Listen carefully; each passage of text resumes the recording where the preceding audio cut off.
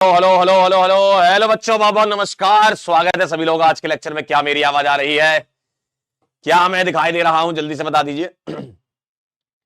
भारी मात्रा में लोग जुड़ चुके हैं आज हमारे साथ। 22.5 करोड़ लोग जुड़े हुए हैं भैया। बहुत बहुत नमस्कार नमस्कार नमस्कार नमस्कार नमस्कार। कैसे हैं आप सभी लोग? कैसन बा? कैसे हैं भाई? Good morning good morning good morning. तो कहानी की शुरुआत आज हम करने जा रहे हैं।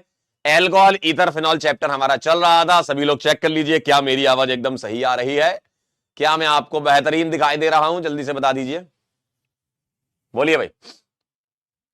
नितिन, रश्मि, प्रिया, आनंद, सामिया, महवेश, साक्षी, रक्षा, श्रद्धा, अंकिता, क्षितिज, अननोन, डॉक्टर एस के, रुपेश, स्वीट टॉक्सिक। कभी स्वीट पॉइजन होता है, कभी स्वीट टॉक्सिक होता है भाई। तुम्हारा नाम डेली बदलता है क्यों? कुंदन, तमन्ना, दर्शना, दीप्ति, आयुष, सोहेल जी, बहुत बहुत नमस्कार। अंकिता जी आपको। कैसे आप सभी लोग? तैयारी कैसे चल रही है आपकी? एकदम जोरदार। तो आइए इसी जोरदार तैयारी के सिलसिले को आगे बढ़ाया जाए और इस कारवां को आगे बढ़ाया जाए। तो आज हम अल्कोहल ईथर फिनॉल में क्या पढ़ने जा रहे हैं? आज हम फिनॉल की कुछ प्रॉपर्टीज को पढ़ेंगे, ठीक है? करें स्टार्ट? आपकी इजाजत हो मालिक तो स्टार्ट किया जाए मालिक। ए मालिक, स्टार्ट किया जाए मालिक। आइए तो चलिए केमिकल प्रॉपर्टीज ऑफ फिनॉल पे हम चलेंगे और कुछ कुछ प्रॉपर्टी तो आपको मैच करती हुई नजर आएंगी। आप बोलोगे सर ये तो अल्कोहल में भी पढ़ी थी हमने। जी हां सर, ये तो जीओसी में पढ़ी थी। जी हां, आइए पहली प्रॉपर्टी जीओसी में भी पढ़ी थी, अल्कोहल में भी पढ़ी थी, वैसे ही फिनॉल की भी है प्रॉपर्टी। क्या होता है? फिनॉल एसिडिक नेचर का होता है। क्यों होता है भैया? कोई भी एसिड एसिड क्यों होता है? H+ दे देता है ना। और O नेगेटिव स्टेबल है। वैसे भी इलेक्ट्रोनेगेटिव एलिमेंट पे स्टेबल होता है, लेकिन इसमें एडिशनल चीज और है कि ये रेजोनेंस स्टेबलाइज है। O नेगेटिव भी स्टेबल होता है वैसे तो, लेकिन ये रेजोनेंस स्टेबलाइज है, ठीक है?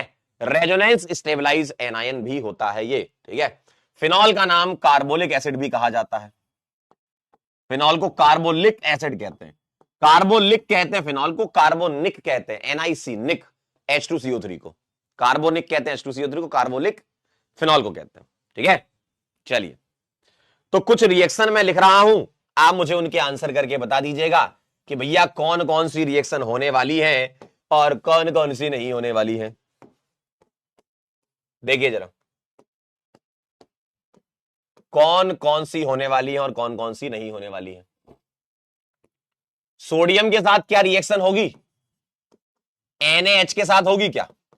NaNH2 सोडामाइड के साथ होगी क्या? NaOH के साथ होगी क्या? ये आपको बताना है कौन सी होगी कौन सी नहीं होगी। चलिए बताइए जरा, नोट करके जरा एक बार सूचित कर दीजिए। एक कह रहा सर अल्कोहल की प्रॉपर्टीज। बेटा कल आए थे कि नहीं? कल तुम हेलीकॉप्टर लेके कहां निकल गए थे? जल्दी बताओ। अल्कोहल की प्रॉपर्टी कल पढ़ाई थी, तुम्हारा हेलीकॉप्टर कहां था उस टाइम पे? पीयूष कह रहा आ गए सुबह सुबह मुंह उठा के।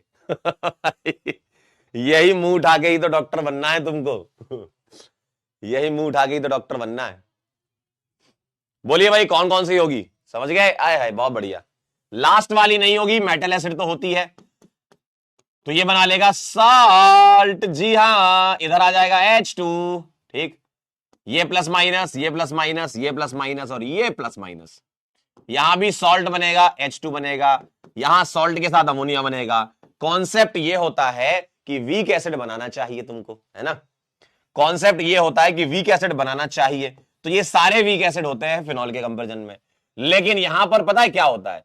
यहां बनता है H2CO3 और कार्बोनिक एसिड इसी का नाम है, ये स्ट्रॉन्ग एसिड होता है, तो ये वाली रिएक्शन नहीं होगी, बाकी सारी होंगी। लेकिन अगर मैं फिनॉल में NO2 ग्रुप लगा दूं, NO2 ग्रुप लगा दूं, मान लो 3 NO2 लगा दिए पिक्रिक एसिड, तो ये वाली रिएक्शन हो जाएगी। अगर 2 NO2 लगा दिए तब भी हो जाएगी। एक NO2 में पॉम पॉम में सिर्फ पैरा देता है, मेटा और ऑर्थो नाइट्रो रिएक्शन नहीं देते, ये वाली पैरा देता है, पैरा नाइट्रोफिनॉल ये रिएक्शन देता है, ठीक है? समझे क्या? समझे क्या? ठीक है, ये कहानी है। चलिए तो इसको नोट करके बताइए, सूचित करिए, फिर अगली प्रॉपर्टी पे चलते हैं। नोट करके सूचित कर देना मेरे को।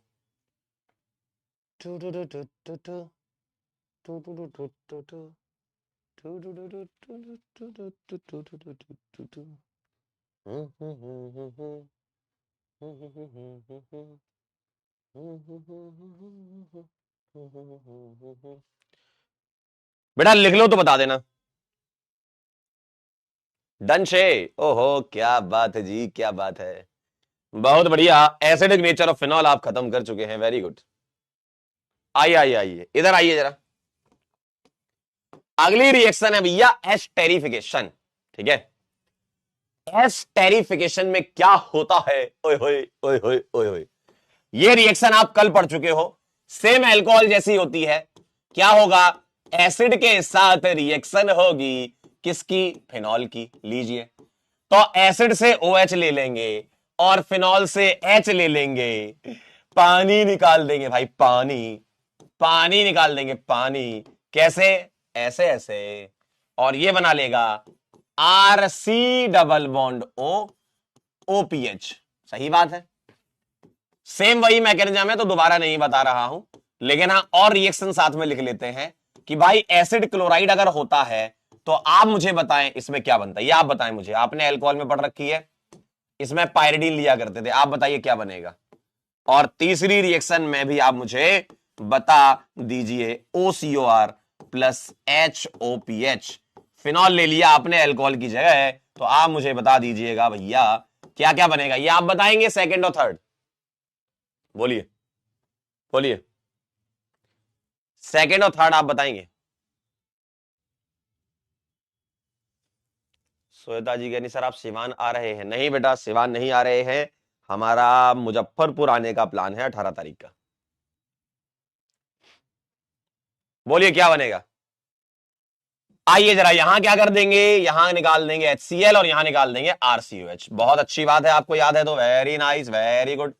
तो RC डबल बॉन्ड OPH, और जो HCl निकलेगा ना भैया, ये HCl पायरिडीन के साथ पायरिडीनियम क्लोराइड बना लेगा जी। ओए होए, तो रिएक्शन फॉरवर्ड डायरेक्शन में चली जाएगी।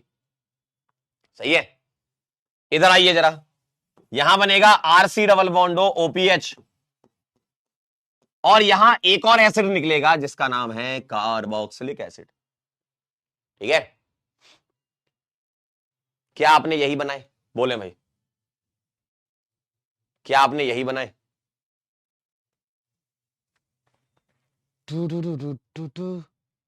बोले भाई,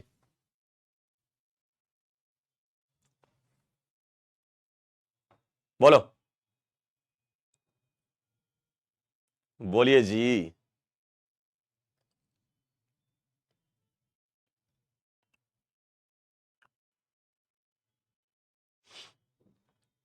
डन,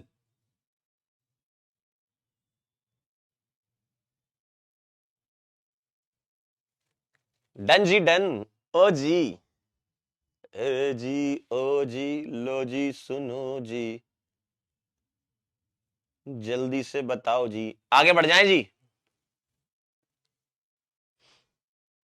ए जी जी जल्दी बताओ, ए जी जी, ए जी जी बताओ, चले आगे। हो गया क्या?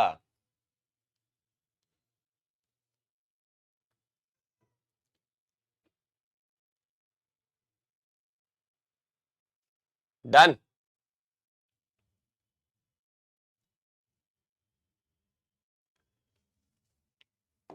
Very nice. अगली रिएक्शन की तरफ आगे बढ़ेंगे। ठीक है, कुछ रिएक्शन और करके फिर सवाल करेंगे। इलेक्ट्रोफिलिक एरोमेटिक सब्स्टिट्यूशन रिएक्शंस होती हैं, पहली है नाइट्रेशन, और उसमें भी पहली है डाइल्यूट HNO3 के साथ। तो भैया क्या होता है, ध्यान से सुनेंगे। डाइल्यूट HNO3 में इसकी रिएक्शन होती है कंट्रोल्ड कंडीशन में, यानी कि एक बार। ठीक है, डाइल्यूट में, डाइल्यूट HNO3 में एक बार रिएक्शन होती है, और ये आपको NO2 प्लस देता है, और NO2 प्लस ESR में क्या करेगा, या तो ऑर्थो पर जाएगा या पैरा पर जाएगा। तो मैं एक लगा दूंगा ऑर्थो और एक लगा दूंगा पैरा। अब ये जो दोनों कंपाउंड है, इसकी बहुत अच्छी बात है, ये ऑर्थो है ये पैरा है, सही बात है। तो मुझे बताओ इंट्रामोलिकुलर हाइड्रोजन बॉन्डिंग कहां होती है, ऑर्थो में या पैरा में? बताओ। यहां होगी इंट्रा और यहां होगी इंटर, ये किसी और मॉलिक्यूल के साथ हाइड्रोजन बॉन्डिंग करेंगे। तो यहां होती है इंट्रा एच बॉन्डिंग, मतलब चीलेट बनता है यहां पर। ये हाइड्रोजन बॉन्डिंग की रिंग बनना मतलब चीलेट बनना, और ये होती है इंटर एच बॉन्डिंग। तो मुझे बताओ इंटर एच बॉन्डिंग से क्या होता है? मॉलिक्यूल का एसोसिएशन होता है, मॉलिक्यूल एक दूसरे से जुड़ते हैं, और मॉलिक्यूल जुड़ते हैं तो ओवरऑल मॉलिक्यूलर वेट बढ़ने लगता है, और मॉलिक्यूलर वेट बढ़ने लगता है तो बॉइलिंग पॉइंट बढ़ने लगता है। यानी कि यहां पर आपसे एक सवाल पूछा जा सकता है कि भैया बॉइलिंग पॉइंट जो है ऑर्थो और पैरा में किसका ज्यादा? आप बोलोगे जहां इंटर एच बॉन्डिंग है, एसोसिएशन हो रहा मॉलिक्यूल का। इंटर एच बॉन्ड में एसोसिएशन होता है मॉलिक्यूल का भैया, इंट्रा में नहीं होता, इंटर में होता है। एसोसिएशन का मतलब होता है मॉलिक्यूल एक दूसरे से जुड़ते हैं, ठीक है। तो यहां होता है एसोसिएशन ऑफ मॉलिक्यूल्स, मॉलिक्यूल्स का एसोसिएशन होता है। तो पैरा का बॉइलिंग पॉइंट ज्यादा होता है, और वेपर प्रेशर या वोलेटिलिटी, वोलेटिलिटी जिसकी ज्यादा वेपर प्रेशर उसका ज्यादा, तो ऑर्थो का ज्यादा पैरा से। Vapour pressure is inversely proportional to होता है बॉइलिंग पॉइंट। जो आसानी से वेपर में कन्वर्ट हो जाए, तो कौन है वो जो आसानी से कन्वर्ट हो जाएगा? ऑर्थो आसानी से कन्वर्ट हो जाएगा। और ऐसे कंपाउंड जो स्टीम वोलेटाइल होते हैं, इनको हम सेपरेट कर सकते हैं, स्टीम डिस्टिलेशन एक मेथड होता है ना, उसके थ्रू कर सकते हैं, है ना। तो ortho and para can be separated by steam distillation method. जो स्टीम वोलेटाइल होता है, स्टीम डिस्टिलेशन। स्टीम डिस्टिलेशन क्या मेथड होता है? ऐसे दो कंपाउंड को सेपरेट करना जो स्टीम वोलेटाइल होते हैं, वाटर इनसॉल्युबल होता है लेकिन स्टीम वोलेटाइल होते हैं, ठीक है। क्लियर है? तो ऑर्थो स्टीम वोलेटाइल होता है पैरा से, तो आप इन दोनों को स्टीम डिस्टिलेशन से सेपरेट कर सकते हैं। ठीक अच्छा, ठीक अच्छा। एक बच्चा कह रहा है सर यहां कंसंट्रेटेड H2SO4 क्यों नहीं ले रहे? बेटा कंसंट्रेटेड H2SO4 बहुत अच्छा एसिड होता है ना। तो कंसंट्रेटेड H2SO4 अगर तुम यहां पर डालोगे ना, तो समस्या ये होगी कि ये रिएक्शन को रोकेगा नहीं, फिर रिएक्शन फिर बाय डिफॉल्ट एक्सेस में हो कर देगा वो, क्योंकि बहुत स्ट्रॉन्ग एसिड है। और कुछ अमाउंट तो इसका ऑक्सीडाइज भी कर देगा फिनॉल का, पैराबेंजोक्विनोन में। इसलिए डाइल्यूट HNO3 लो, तो आप मोनोनाइट्रेशन करवा सकते हो। डाइल्यूट में मोनोनाइट्रेशन होता है, कंसंट्रेट HNO3 में ट्राई नाइट्रेशन होगा। लिख लीजिएगा तो बता दीजिएगा जी।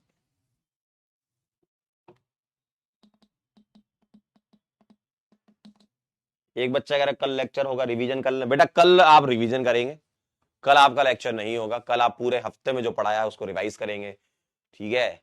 या कुछ आपके जीवन में कुछ समस्याएं चल रही हैं तो उनको सॉर्ट करेंगे, कि अगर आपका कुछ बैकलॉग वैकलॉग रह गया हो, ठीक है।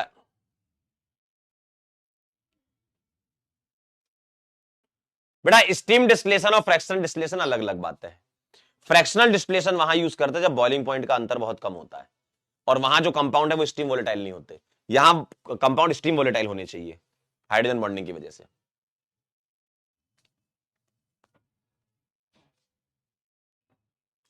ठीक है। ऑलिफिनिक बॉन्ड क्या होता है? बेटा ऑलिफिनिक का मतलब होता है डबल बॉन्ड। ऑलिफिनिक का मतलब होता है डबल बॉन्ड, ठीक।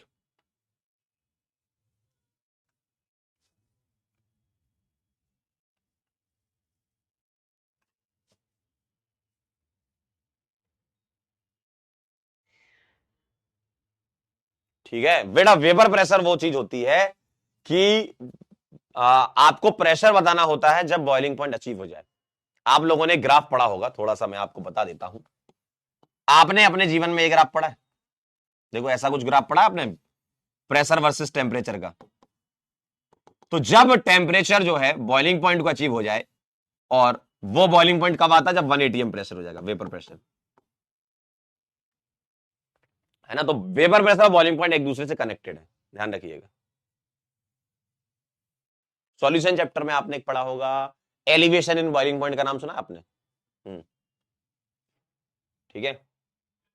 फिजिकल प्रॉपर्टी लास्ट में पढ़ाऊंगा, अभी तो बस जानकारी के लिए आपको बताया। ये आगे बढ़ जाऊं मैं, आगे बढ़ जाऊं, और जो बात मैंने अभी बोली है वो यहां लिखी हुई है, बाद में लिख लेना आप, थोड़ी जगह छोड़ दो। आपकी इच्छा नहीं लिखना चाहो तो समझ तो लिया ही आपने। क्या? Ortho para isomer can be separated by steam distillation. Ortho nitrophenol is steam volatile, है ना, क्योंकि वेपर प्रेशर होता है due to intramolecular hydrogen bonding, ठीक है। Para nitrophenol is less volatile due to intermolecular hydrogen bonding which cause the association of the molecule. ये आप समझ चुके हैं, ठीक है। चलिए आइए आगे बढ़ते हैं। अगर मैं कंसंट्रेटेड HNO3 ले लूं तो क्या होगा? कंसंट्रेटेड HNO3 ले लूं तो क्या होगा, ध्यान से देखिएगा बेटा। कंसंट्रेटेड HNO3 में रिएक्शन जो है बाय डिफॉल्ट एक्सेस में हो जाती है और यहां मिलता है आपको, यहां मिलता है आपको पिक्रिक एसिड। जी हां, क्योंकि ऑर्थो 2 है, यहां NO2 और पैरा पर भी NO2, इसका नाम है 2,4,6 ट्राई नाइट्रोफिनॉल या पिक्रिक एसिड, या इसी का नाम है पिक्रिक एसिड। पिक्रिक एसिड, ठीक है, इसी का नाम है पिक्रिक एसिड, ठीक है। यो कहानी है। अब ध्यान दीजिएगा, इस रिएक्शन में एक दिक्कत है। क्या? कंसंट्रेटेड HNO3 जब तुम लोगे तो NO2 ग्रुप जब आएंगे तो वो रिएक्शन को डीएक्टिवेट कर देंगे, है ना। रिएक्शन को डीएक्टिवेट कर देंगे तो इसकी पुअर ईल्ड होती है। मतलब आपने डाले 10 मोल हैं, निकल के 1-1.5 मोल ही आ रहे हैं, बाकी सब खत्म हो गया। मतलब ईल्ड बहुत पुअर है। तो पुअर ईल्ड में बनता है ये।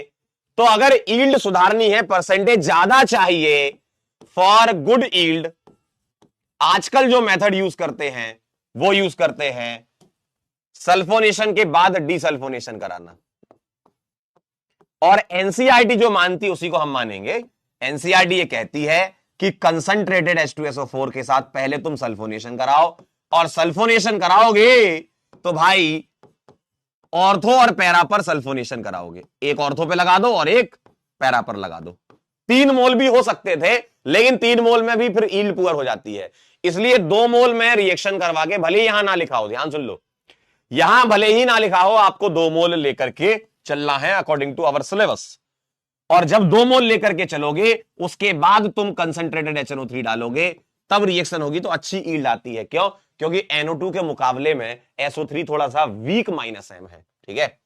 तो जब सब्स्टिट्यूशन कर रहा होगा तो रिएक्शन थोड़ी ज्यादा रेट से हो रही होगी, तो ईल्ड ज्यादा अच्छी आ रही होगी। ये कहानी है। तो हम जो मान के चलते हैं कि भैया कंसंट्रेटेड H2SO4 में आपको डाई सल्फोनेशन कराना है, और फिर NO2 जब आएगा तो यहां आकर के, यहां अटैक करके SO3 कोड आएगा, यहां अटैक करके SO3 कोड आएगा, तो SO3 भी हट जाएगा यहां से, ठीक है। डीसल्फोनेशन हो जाएगा यहां पर। मतलब ईल्ड थोड़ी बेटर हो जाती है और कुछ नहीं है ना। ईल्ड थोड़ी बेटर हो जाती है, बेटर, ठीक है। ईल्ड बेटर हो जाती है और कुछ नहीं। अगर एग्जाम में ये भी दिया है तो भी बनाएंगे, मना मत करना कि सर पुअर ईल्ड हम नहीं बनाना, बनाना है। ये दिया है तो भी बनाना है, ये दिया है तो भी बनाना है। बस अंतर ये है कि ये पुअर ईल्ड में है, ये वाला गुड ईल्ड में है। और ऐसा भी नहीं कि बहुत ज्यादा 100% ईल्ड आने लगी, अभी भी ये -M होता है, तो 100% ईल्ड तो अभी भी नहीं आती, लेकिन हाँ उस वाले से बेटर आती है।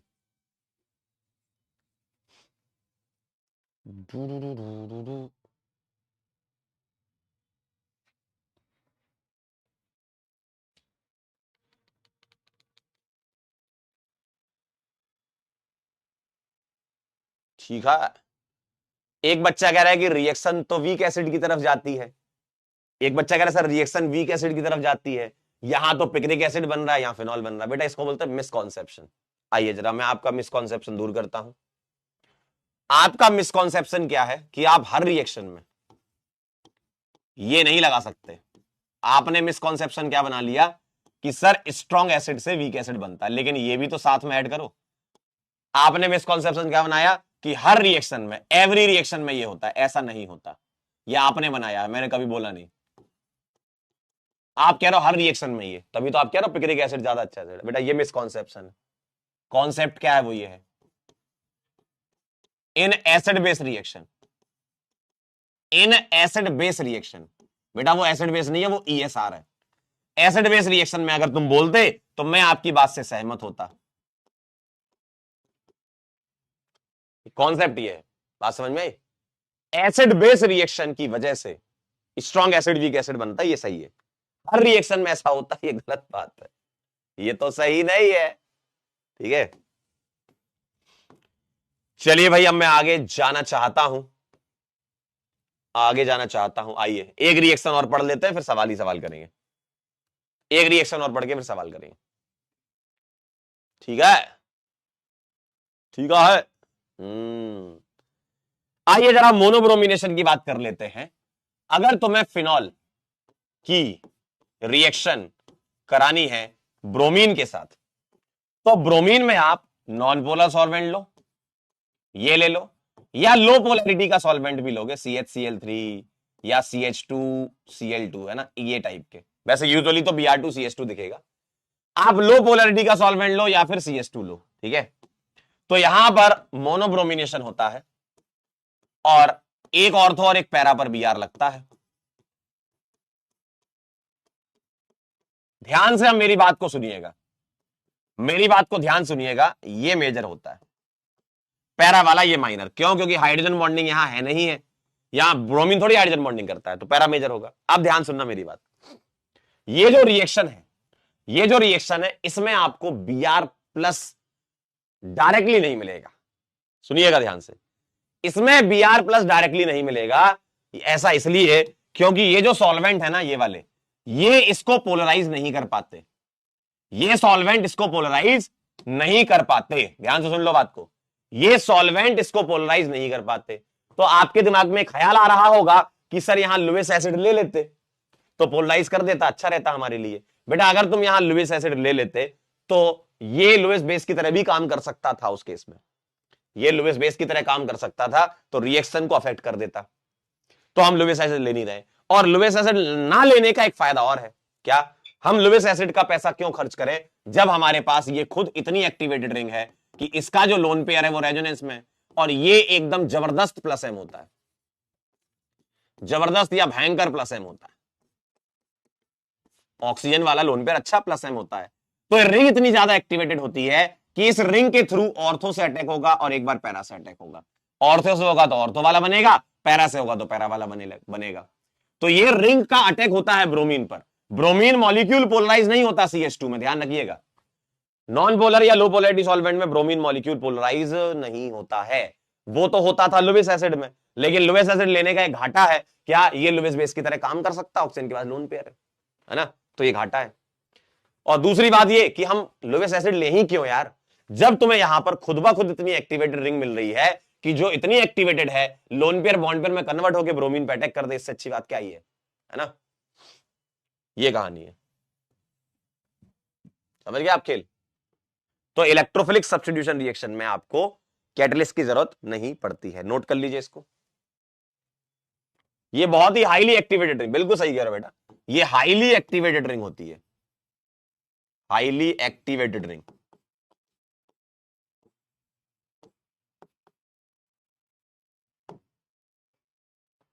ठीक है, हाईली एक्टिवेटेड रिंग। पैरा वाला मेजर क्योंकि हाइड्रोजन बॉन्डिंग नहीं, तो पैरा मेजर होता है। सटेरिक हिंड्रेंस की बातें चलती हैं यहां पर। अब ये जो बात मैंने बोली वो लिखी भी हुई है, ठीक है? आपकी इच्छा है अभी लिखना है तो आप लिख लो। क्या क्या लिखा देखा जरा। The usual halogenation of benzene takes place in the presence of Lewis acid. सही बात है, सच एज FeBr3। मतलब बेंजीन का तो तुम लुइस एसिड में कराते थे ना। अगर मैं बेंजीन की बात करूं, बेंजीन, फिनॉल की बात नहीं कर रहा, बेंजीन, तो बेंजीन का हेलोजिनेशन आप कैसे करते थे? लुइस एसिड में करते थे। आप बोलते थे कि सर ये X+ देगा, सही बात है, ये आप पढ़ चुके पहले से बेंजीन वाले चैप्टर में। तो यूजुअल हेलोजिनेशन में लुइस एसिड की जरूरत पड़ती थी, सही बात है। जो क्या करता था? हेलोजन को पोलराइज कर देता था। सही बात है ना भाई? हेलोजन के जो मॉलिक्यूल हैं FeX3 के साथ रिएक्शन करते थे।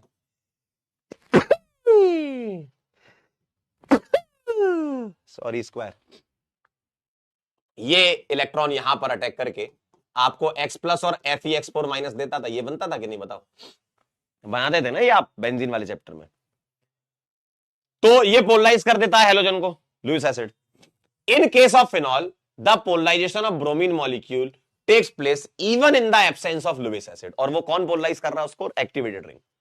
तो एब्सेंस ऑफ लुइस एसिड में हो जाता है। It is due to highly activating effect of OH group attach to the benzene ring. समझ गए बात? तो ये बेंजीन रिंग की वजह से पोलराइज हो जाता है। डन। इस बात को आप लिख लीजिए। कृतिका कह रही है ब्लेस यू की पावर 2। वाह वाह वाह बढ़िया। चलिए इस बात को आप लिखिए 1 मिनट के अंदर।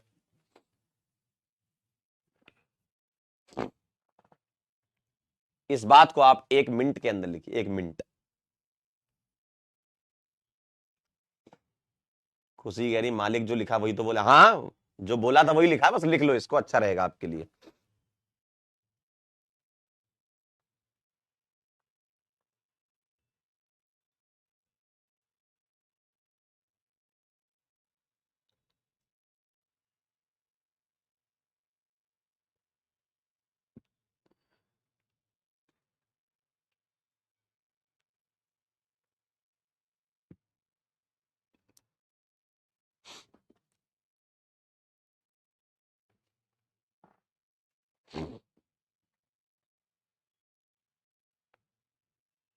हुआ क्या?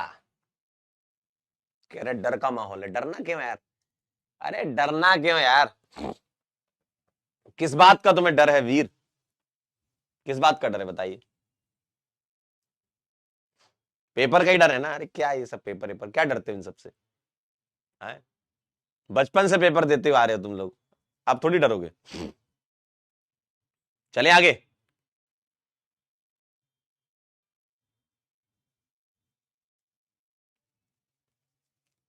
कुलकर्णी साहब क्या प्यार किया तो डरना क्या? नीट लिया तो डरना क्या? नहीं।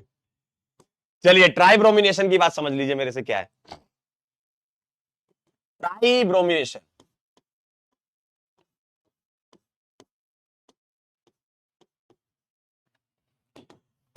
ब्रोमीन वाटर, ब्रोमीन वाटर, ध्यान से देखिएगा जरा। ब्रोमीन के साथ अगर पानी डाल दिया तो क्या होगा? देखिए जरा, देखिए जरा। कह रहे बचपन से नीट नहीं दे रहे। दीक्षा जी सुनो मेरी बात। जब तुम्हारा 9th का पेपर था तब भी तुमको डर लगता था, 8th का था तब भी डर लगता था, 7th का पेपर था तब भी डर लगता था, 10th का था तब भी डर लगता था, 11th का जिसमें सब पास होते तब भी डर लगता था, 12th का तब भी डर लगता था। यानी कि डर तो हमेशा लगता ही रहेगा। तो इतने सालों से आपने कुछ सीखा नहीं।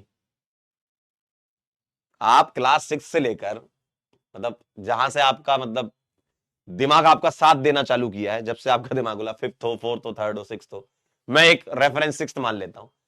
आपने 6th से लेकर 12th तक जो जो पेपर दिए, आपको सब में डर लगा था ना? फिर भी आपने दिए पेपर, फिर भी आप उनसे पास होके आ गए। मुझे तो पूरी उम्मीद है कि आपके 12th में 99, 96, 95, 90% तक के नंबर अभी आए होंगे आप लोगों के, है ना? तो ये सब डर के साथ ही, देखो डर और एग्जाम पैरेलल लाइंस हैं। ये कभी तुम्हारा साथ नहीं छोड़ेगी। देखिए ये डर की लाइन है। रेल की पटरी कभी देखी जीवन में? ये डर की लाइन है और ये एग्जाम की लाइन है। ये पैरेलल ही चलेंगी, आपको साथ में ही चलना पड़ेगा इसके। एग्जाम क्वालिफाई कर लोगे, सब चीजें भूल जाओगे, लेकिन वो चीज ध्यान रखना कि हम भी डरते थे। डर बहुत जरूरी है। अगर डरोगे नहीं ना तो जीवन में कभी सीख नहीं पाओगे। आप डर को ये लेते हो कि यार मेरे को डर लग रहा है। डर बहुत ही पॉजिटिव चीज है, नेगेटिव चीज नहीं है। डरना चाहिए भाई, हम मनुष्य हैं, हमको डरना चाहिए। वही डर तो हमारे लिए एक मोटिवेशन का काम करता है कि हमको पढ़ना है। और ये जीवन भर साथ नहीं छोड़ेंगी तुम्हारा। ऐसा नहीं कि नीट का पेपर आगे चले जाना तुम, जब तुम बहुत बड़े हो जाओगे उम्र में, तब भी तुमको डर लगेगा अगर कोई तुमसे बोले कि आओ तुम्हारा टेस्ट कर लेते हैं, एक पेपर दे देते हैं। सबके साथ है ये। तो ये पैरेलल लाइंस चलती है, साथ में ही चलना है, कोई इसका उपाय नहीं। ऐसा नहीं कि आप रेल की पटरी में एक साइड का लोहा निकाल ही दोगे, पटरी मतलब ट्रेन पलट जाएगी भाई। ठीक है, तो ये साथ साथ चलेगा, चलने दीजिए। सही है ना? बस इनको जोड़ के रखिएगा अपनी कंसिस्टेंसी से। ठीक, आइए जरा। कह रहे हमारे तो 100% आए थे नंबर। बढ़िया। ब्रोमीन वाटर की अगर मैं बात करूं तो यहां क्या खेल हो जाता, सुनना ध्यान से। यहां मैं पहले आंसर बनाता हूं। यहां बनता है ट्राइब्रोमोफिनॉल। ट्राइब्रोमोफिनॉल बनता है, व्हाइट पीपीटी, और ये ब्रोमीन वाटर टेस्ट भी कहलाता है फिनॉल का। ये कहलाता है भैया ब्रोमीन वाटर टेस्ट। क्या कहलाता है जी? ये व्हाइट पीपीटी होता है भाई। 2,4,6 ट्राइब्रोमोफिनॉल। अब मेरी बात को ध्यान सुनिएगा, यहां ऐसा क्या हो गया कि 3 बार रिएक्शन हो गई? यहां ऐसा क्या हो गया कि 3 बार रिएक्शन हो गई? यहां कारण यह है कि भाई साहब ये जो होता है ना, ये कौन है? फिनॉल। फिनॉल का OH भयंकर प्लस है, में अच्छी बात है, लेकिन पानी में ये आयोनाइज हो जाता है। अरे एक्वस सॉल्यूशन में फिनॉल एक एसिड भी तो है, तो एक्वस सॉल्यूशन में एसिड क्या करता है? H प्लस दे देता है। तो फिनॉल एक्वस सॉल्यूशन में H प्लस दे देता है, और ये जो O नेगेटिव बना, अगर ये वाला OH भयंकर या जबरदस्त प्लस M है, तो ये है भाई साहब भयंकर के पापा।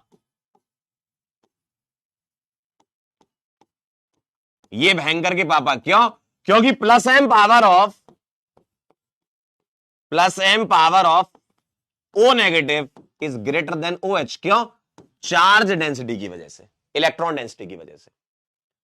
तो ये बहुत बहुत बहुत ज्यादा एक्टिवेटेड रिंग होती है, और इतनी ज्यादा एक्टिवेटेड होती है कि रिएक्शन बाय डिफॉल्ट एक्सिस में हम करवाते हैं, और 3 बार Br लगता है। समझे? ठीक है, तो ये कहानी होती है इसमें। क्योंकि एसिड क्या होता है? पानी में आयोनाइज हो जाता है ना एक्वा सॉल्यूशन में, तो O नेगेटिव बना लेता है ये।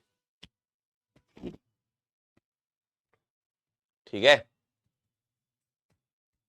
महाभयंकर। जी हां, नोट कर लीजिए इसको, ट्राइब्रोमिनेशन को।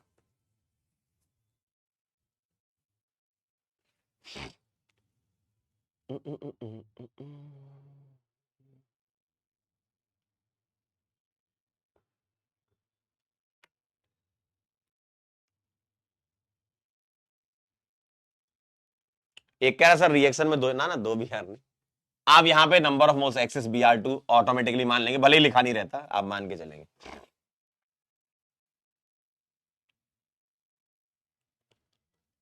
चलिए लिख लीजिए तो बता दीजिए।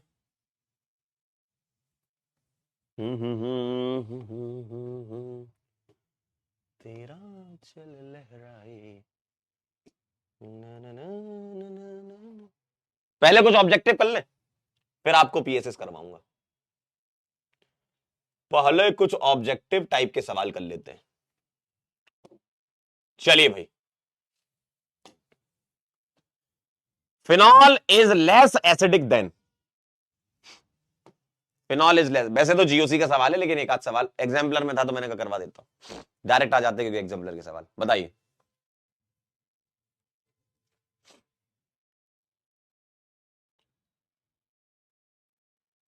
बोलो।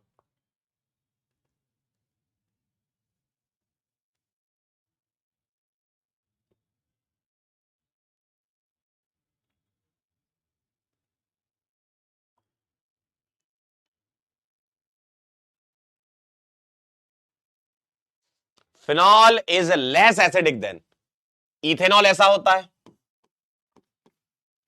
ऑर्थो मिथाइल फिनॉल ऐसा होता है, देखिए। और ऑर्थो नाइट्रोफिनॉल ऐसा होता है, और ऑर्थो मिथॉक्सीफिनॉल ऐसा होता है। बताओ फिनॉल किससे लेस एसिडिक है? ध्यान से देख लो जरा, आप ध्यान से देख लो जरा। फिनॉल इज लेस एसिडिक, बताइए। इथेनॉल से तो ज्यादा एसिडिक है, इससे भी ज्यादा एसिडिक है। क्यों? क्योंकि ये मिथाइल जो है वो +H और +I की तरह काम कर रहा है।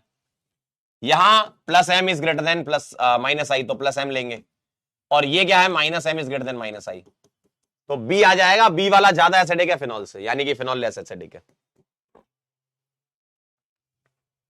हैं? शर्म हया, शर्म हया है कि नहीं है? देखो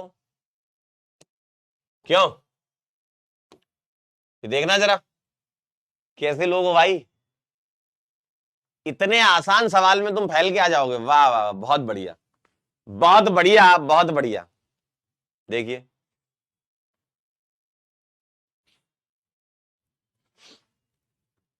आपने क्या सोचकर ए लगाया। हम आपका दिमाग का टेस्ट करना चाहते हैं भाई। 42% जनता एक सैंपल है हमारे लिए।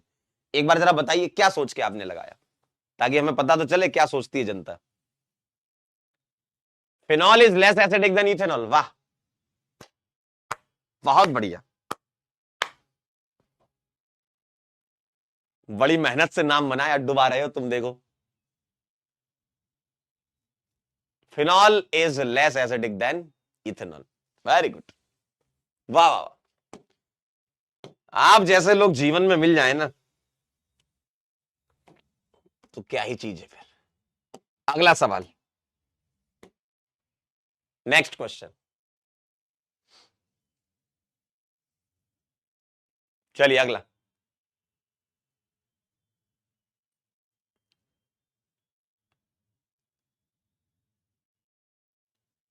पूछता है भारत, अच्छा। कह रहे पूछता है भारत। बेटा चलिए 45 सेकंड में तो कर लेंगे आराम से, सबको देखिए और आंसर बताइए। कह रहा है मामा हम शर्मिंदा, बेटा शर्मिंदा नहीं, तो मैं महाशर्मिंदा होना चाहिए, महाशर्मिंदा।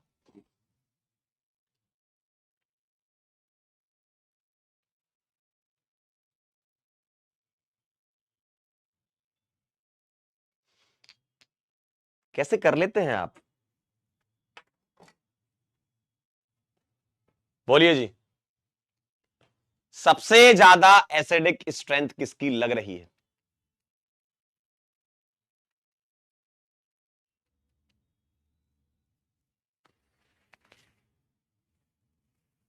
बोलिए।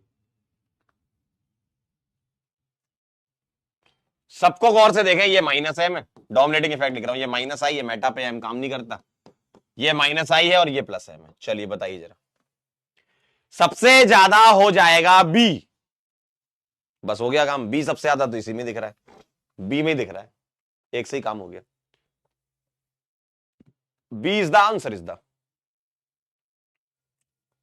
खोई हुई इज्जत आपने वापस पाई है, कॉन्ग्रेचुलेशन, 85.7। अगला सवाल, एक मिनट एक मिनट, अभी रुको। अगला सवाल ये, paranitrophenol is more acidic than phenol. Nitro group help in the stabilisation of the phenoxide ion by dispersal of negative charge due to resonance. बताइए, बोलिए, क्या लग रहा है आपको? सोचिए जरा एक बार।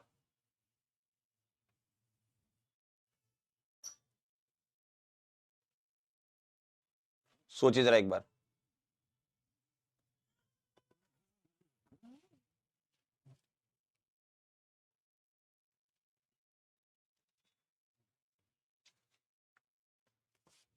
बोलिए, paranitrophenol is more acidic than phenol. Paranitrophenol is more acidic than phenol, ऐसा कह रहे हैं आपसे। सही बात है, क्योंकि NO2 ग्रुप लगा है, और NO2 ग्रुप क्या करता है, जो एनाइन बनता है उसको स्टेबलाइज करता है। बिल्कुल सही बात है, माइनस एम की वजह से। ओए ओए ओए ओए ओए ओए, ये आ जाएगा आंसर, आगरा।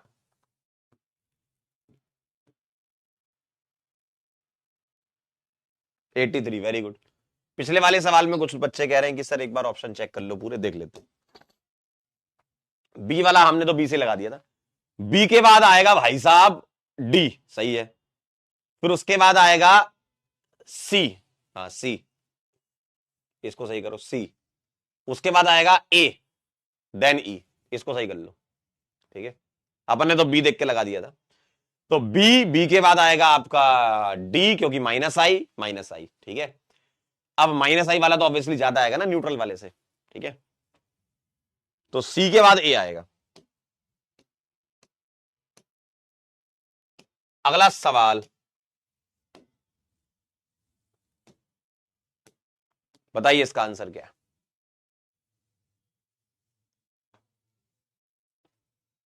अगला सवाल, like bromination of benzene, bromination of phenol is also carried out in the presence of Lewis acid. हाँ या ना? Lewis acid polarises the bromine molecule.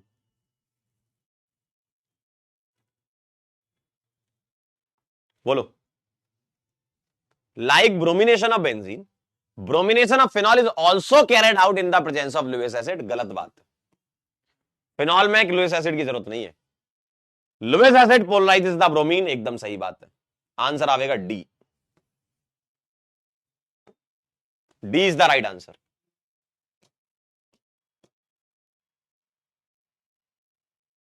50%? क्यों भाई, क्यों भाई, पहले ही ऑप्शन पढ़ो क्या कह रहे हैं। अभी थोड़ी देर पहले तो पढ़ाया आपको ब्रोमिनेशन। बेंजीन में लुइस एसिड की जरूरत होती है, फिनॉल में नहीं होती। फिनॉल में नहीं होती भैया, फिनॉल में तो फिनॉल खुद ब खुद ब्रोमीन को पोलराइज कर रहा होता है, हाईली एक्टिवेटेड रिंग। अभी तो बताया भयंकर और भयंकर के पापा। ठीक है अच्छे। अगला सवाल, नेक्स्ट क्वेश्चन बताइए।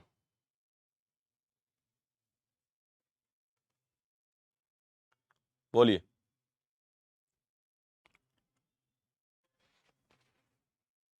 Phenol forms 2,4,6 tribromophenol on treatment with Br2 in carbon disulphide at 0 degree centigrade, है ना। बोलिए। Bromine polarises in carbon disulphide.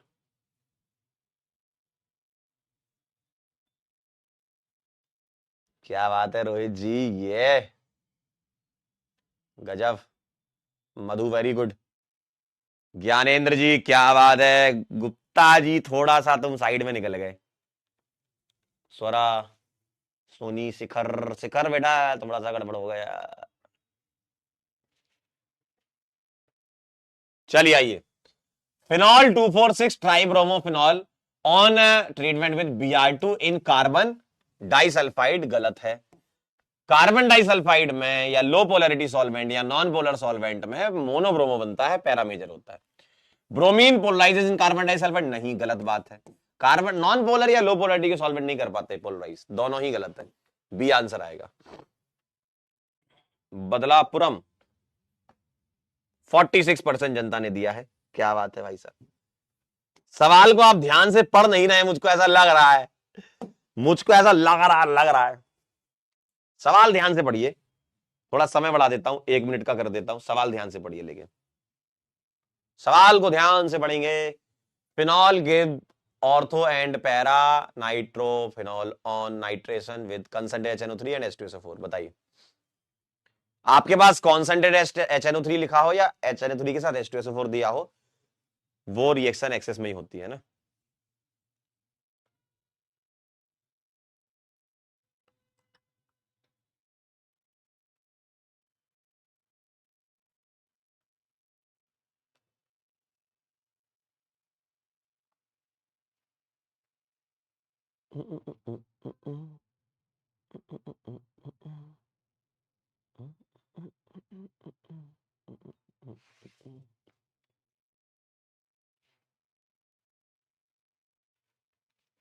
बोलो, अब तो सही आना चाहिए। Phenol ortho and para nitro देता नहीं, कंसंट्रेटेड HNO3 हो या HNO3 H2SO4 का मिक्सचर हो, आपको ट्राई मिलेगा, तो ये गलत है। OH group in phenol is ortho para directing, ये सही है। OH ऑर्थो पैरा डायरेक्टिंग होता है। डी आंसर आएगा। डी आया, D D D D D D D D D D. क्या बात है जी। फिर फैल गए रे। 45.15% जनता को 1% भी शर्म नहीं आ रही है। पता है कंसंट्रेटेड में क्या कह रहे हैं, ऑर्थो एंड पैरा नाइट्रो। गजब। अभी लिखवाया है ट्राई नाइट्रोपिक्रिक एसिड बनता है। बताइए, देखिए क्या करेंगे जी।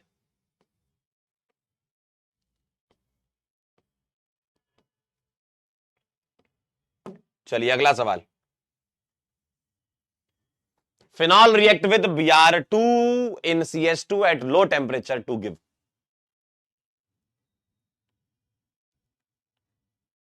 बोलिए।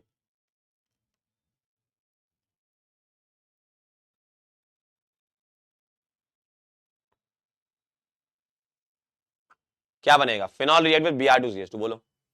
Br2CH2 में, Br2CH2 में आपका मोनोब्रोमो बनता है, मोनोब्रोमो बनता है, तो मेटाब्रोमो तो नहीं बनेगा। ऑर्थो एंड पैराब्रोमोफिनॉल बनेगा, पैराब्रोमोफिनॉल बनेगा, और 2,4,6 ट्राइब्रोमो तो नहीं बनेगा। तो क्या बनेगा? आपको मेजर नहीं लिखा यहां पर, तो क्या बनेगा? Ortho and para bromo. ठीक है, बी लगाएंगे आंसर।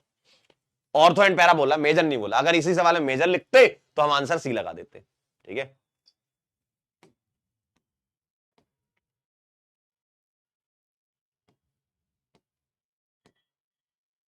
अगला देखिए जरा, क्या टाइप है इस रिएक्शन का। रिएक्शन का क्या टाइप है? एक बच्चा कह रहा था सर अभी समझ नहीं आता कि कौन से टाइप की रिएक्शन है। बेटा जहां कहीं भी बेंजीन देखो या एरोमेटिक कंपाउंड्स देखो, बेंजीन या उसका कोई डेरिवेटिव, फिनॉल, बेंजल्डिहाइड, नाइट्रोबेंजीन, मतलब बेंजीन से रिलेटेड वाले, या तो उसमें ESR होगी, इलेक्ट्रोफिलिक सब्स्टिट्यूशन, या उसमें एरोमेटिक SN2 होगी, ARNSR, या तो ये होगी या ये होगी। अगर न्यूक्लियोफाइल है तो ये होगी, इलेक्ट्रोफाइल है तो ये होगी। सीधी सी बात है, बताइए, बोलिए भाई। इलेक्ट्रोफिलिक सब्स्टिट्यूशन रिएक्शन होगी, क्योंकि ब्रोमीन इलेक्ट्रोफाइल की तरह काम कर रहा है।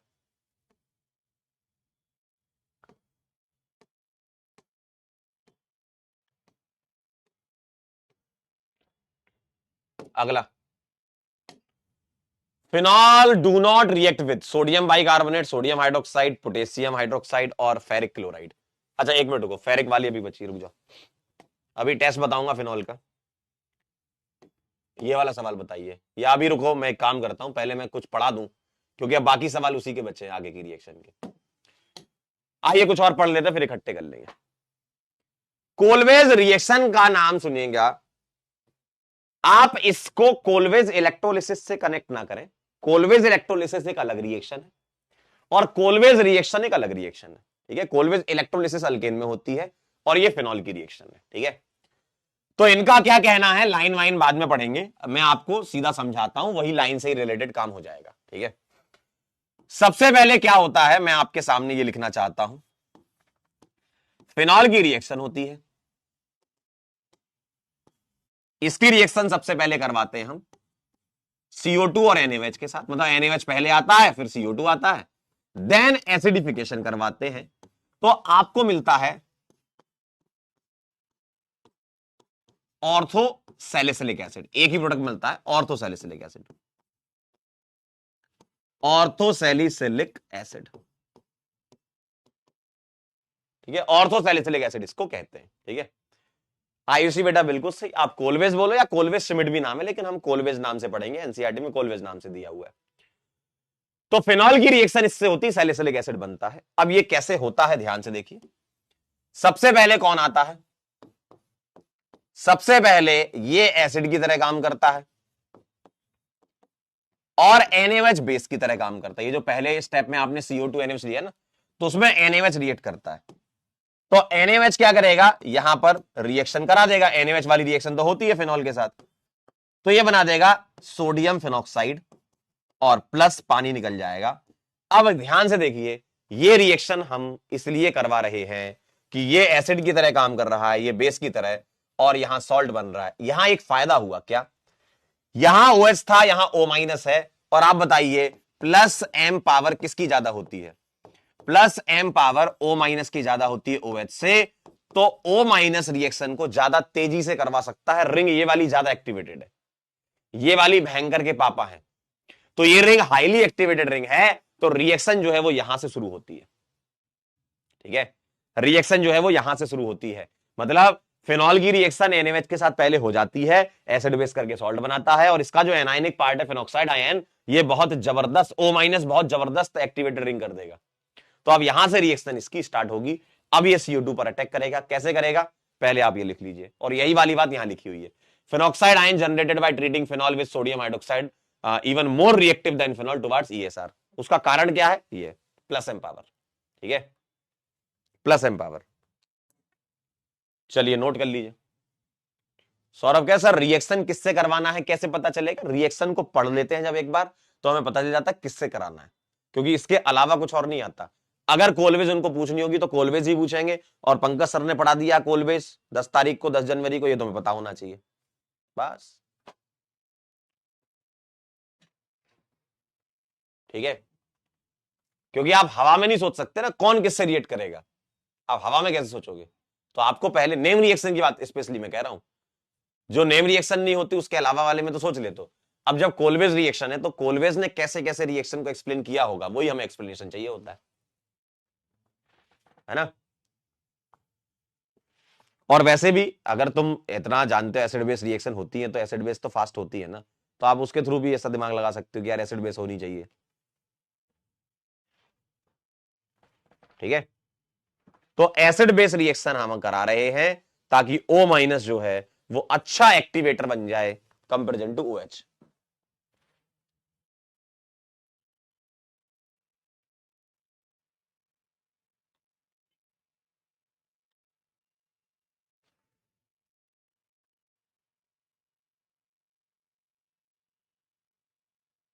लिख लो तो सूचित कर देना।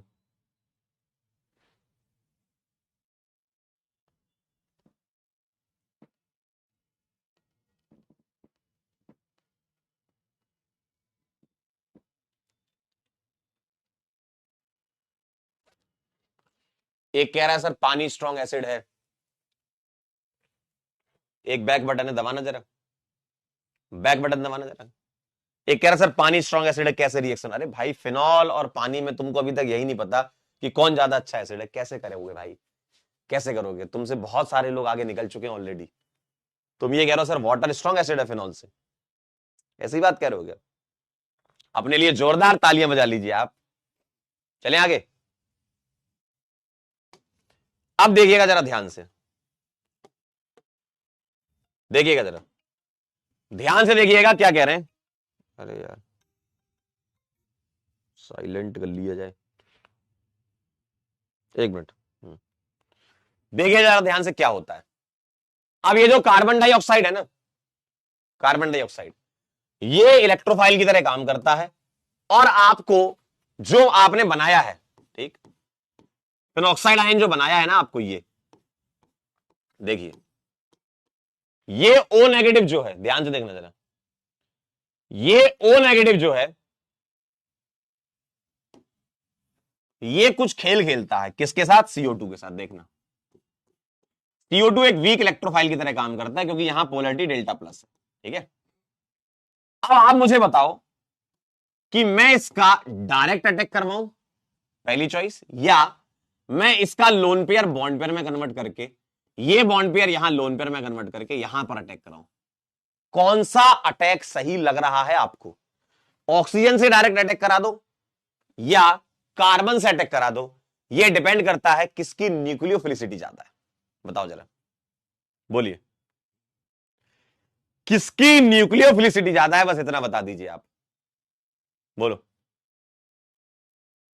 किसकी न्यूक्लियोफिलिसिटी ज्यादा है? कार्बन की। Yes you are right, you are right, right right right right. देखिए जरा, न्यूक्लियोफिलिसिटी C नेगेटिव की ज्यादा है, जी हां, तो ये वाला अटैक नहीं होगा।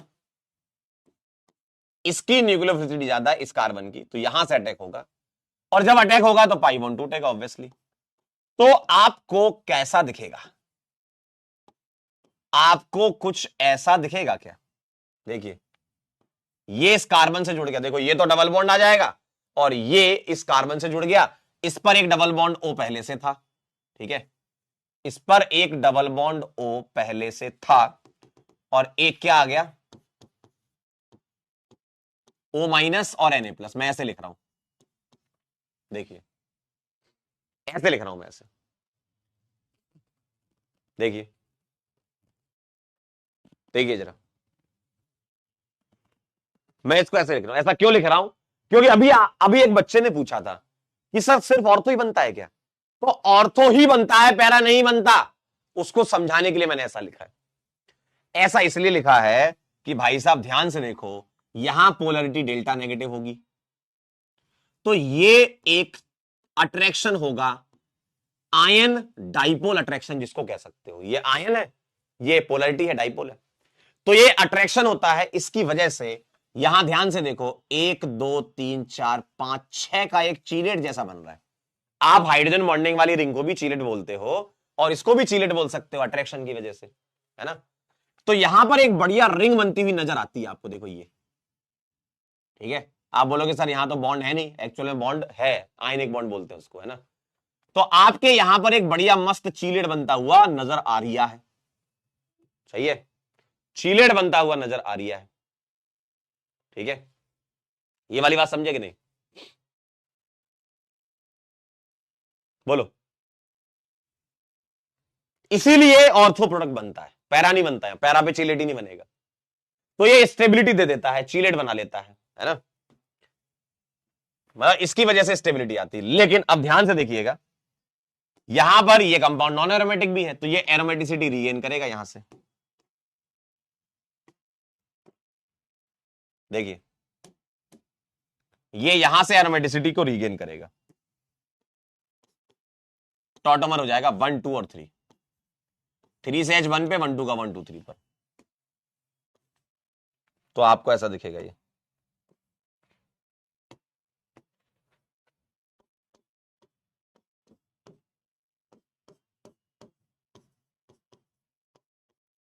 ठीक है, और लास्ट में आप एसिडिफिकेशन तो कराते ही हो इसमें, तो ऑन एसिडिफिकेशन ये H+ ले लेगा,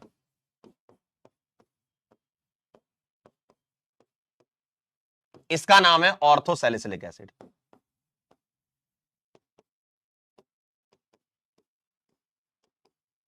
इसको बोलते हैं ऑर्थोसैलिसिलिक एसिड।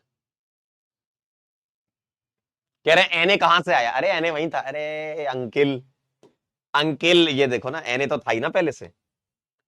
अरे एनए था भाई पहले से, लो O-Na+, ठीक है। वो तो आपने पीछे एसिड बेस कराई थी, तब तो एनए था ही ना। देखो acid plus base salt, sodium phenoxide, ठीक है, तो ये वही एनए, ठीक है। देख लीजिए जरा ध्यान से। तो ये चीलेट फॉर्मेशन की वजह से स्टेबिलिटी इसमें रहती है, भले ही नॉन एरोमेटिक है, लेकिन चीलेट की वजह से ये ऑर्थो पर बनता है ना।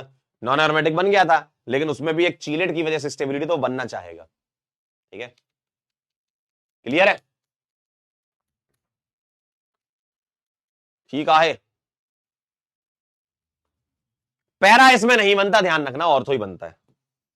अगर तुम्हें पैरा बनाना है, आपकी इच्छा है कि नहीं मेरे को पैरा बनाना है, तो एनए की जगह के ले लो, समझे। NaOH की जगह KOH ले लोगे तो पैरा बनने लगेगा। क्यों? अब यहां खेल ये है कि पोटेशियम बड़े साइज का होता है, तो अब वो अच्छा चीलेट नहीं बना पाता, अब वो रिपल्सन करता है, साइज ज्यादा होगा तो। और सोडियम और पोटेशियम में तुम्हें पता है, सोडियम ऊपर आता है, पोटेशियम नीचे आता है ना, तो उसका साइज ज्यादा हो जाता है, इस वजह से वो अब अट्रैक्शन ना करके रिपल्सन करता है।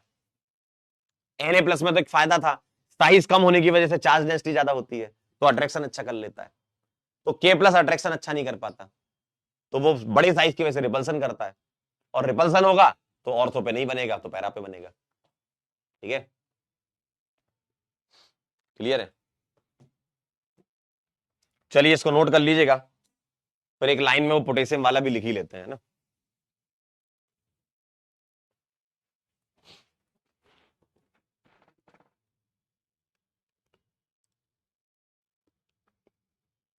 तुम साथ हो जब अपने, दुनिया को दिखा देंगे।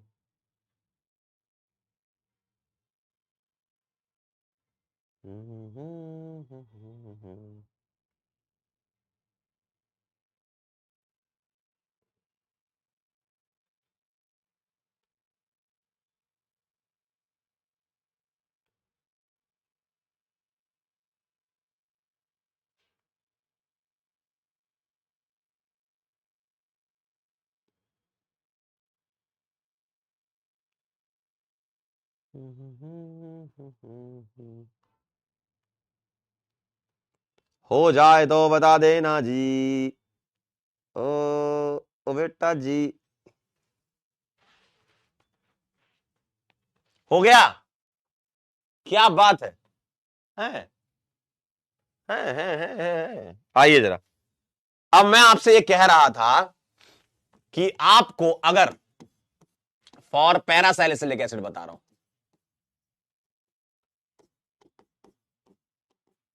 अगर आपको पैरासैलिसिलिक एसिड बनाना है ना, तो आप यहां पर क्या करिएगा,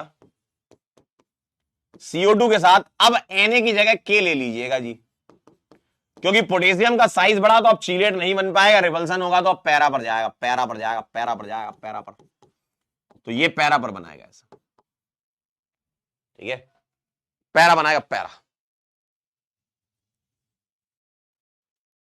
ठीक है। तो सोडियम में ऑर्थो और पोटेशियम में पैरा बनता है,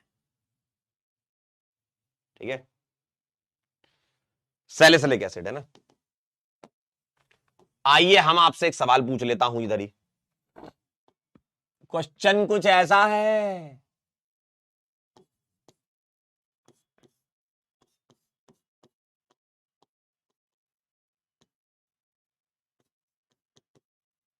CO2 NaOH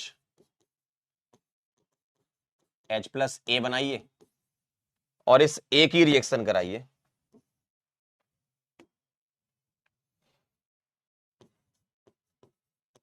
CH3 C double bond हो, OCO CH3, एसिडिक मीडियम में B बनाइए। B का नाम एस्पिरिन है, ठीक है। बनाइए जरा, क्या बनेगा।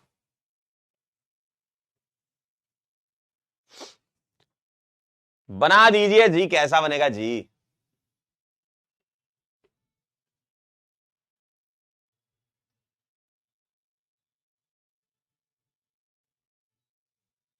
बोलिए। इसका नाम पैरासैलिसिलिक एसिड है, ठीक है, पैरासैलिसाइलिक एसिड। चलिए देखिए जरा क्या होगा। अगर सोडियम है तो ऑर्थो बनेगा, और वैसे भी आपको ऑर्थो वाला ही दिखेगा, है ना। बोलिए, तो ए तो बन जाएगा ऑर्थोसैलिसिलिक एसिड। क्या ही बात सही है, CO2 NaOH कोलवेस ऑर्थोसैलिसिलिक एसिड। और अब हो जाएगा एस्टेरिफिकेशन, है ना। अब हो जाएगा एस्टेरिफिकेशन, ये प्लस ये माइनस और यहां प्लस ये माइनस। देखिए, तो बी बन जाएगा ऐसा, OC डबल बॉन्डो CH3। ये एस्पिरिन होता है, इसका नाम है ortho acetyl salicylic acid.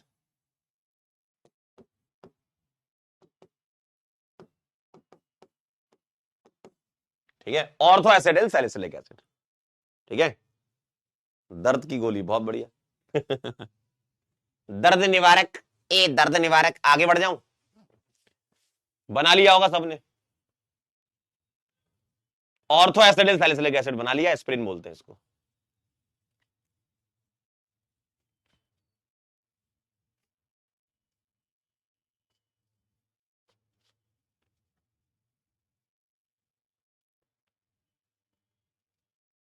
Done. चलिए एक अगली रिएक्शन पढ़ेंगे अब हम, रायमर डीमन रिएक्शन। महा इंपॉर्टेंट, महा महा महा महा important reaction, Reimer demon.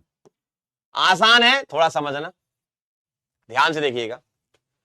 Chloroform की रिएक्शन होती है फिनॉल के साथ KOH में, तो सैलिसिलएल्डिहाइड बनते हैं, और यहां दोनों बनते हैं, ऑर्थो भी बनता है, पैरा भी बनता है। यहां चीलेट वीलेट जैसी कोई बात होती नहीं, अभी दिखा दूंगा क्यों नहीं होती है। तो यहां दोनों बनते हैं, यहां एक इंटरमीडिएट भी बनता है, बेंजाइल क्लोराइड। आइए इन सब बातों को समझते हैं, ठीक है। ये सब जो लिखा है बाद में पढ़ना, आप समझ लो खेल पूरा। यहां क्या होता है, रिएक्शन जो लिखते हैं वो ऐसे लिखेंगे। फिनॉल की रिएक्शन होती है भाई साहब, फिनॉल की रायमर-डीमन रिएक्शन, बड़ी इंपॉर्टेंट रिएक्शन है। क्लोरोफॉर्म के साथ आप KOH ले लो या फिर NaOH, यहां आप कुछ भी लो, यहां कुछ भी लो, कोई दिक्कत नहीं। ऑर्थो पैरा दोनों बनेंगे, और हाइड्रोजन बॉन्डिंग की वजह से ऑर्थो मेजर हो जाएगा।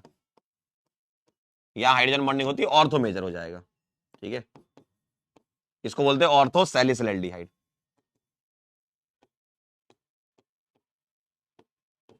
ये मेजर होगा,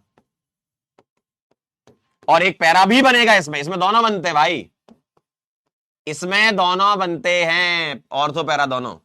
ये माइनर कहलाएगा, इसको बोलेंगे पैरासेलिसिलएल्डिहाइड,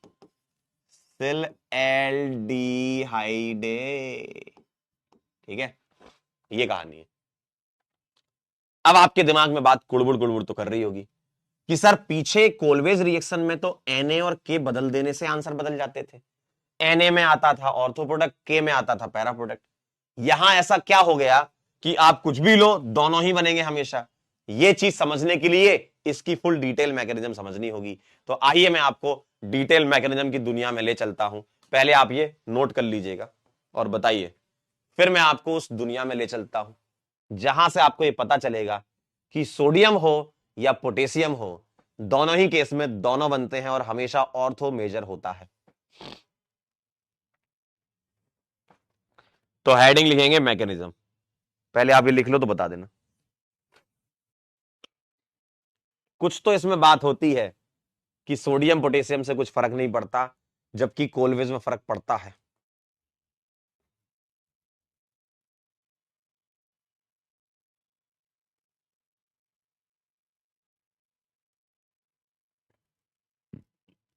चलें आगे, लिख लो तो बता देना।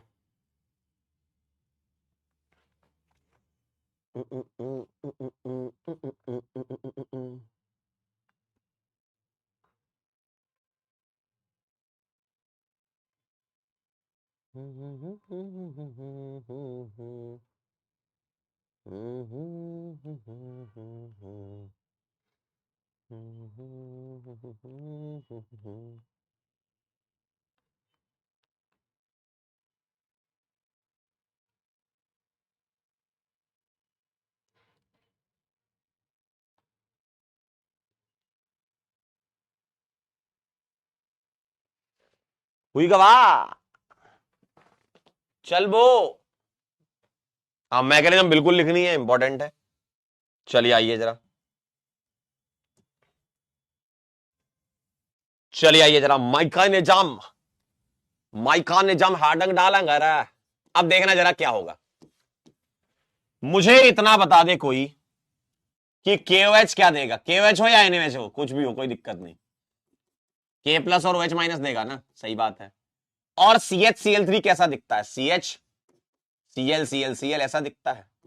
तो ये एसिड की तरह काम करेगा और ये बेस की तरह काम करेगा, OH माइनस क्या करेगा, एसिड बेस खेल लेगा, खिलवा दो। तो ये H प्लस निकाल करके यहां बनाएगा CCl3 negative, C negative Cl और क्या निकल जाएगा, पानी, पानी निकल जाएगा।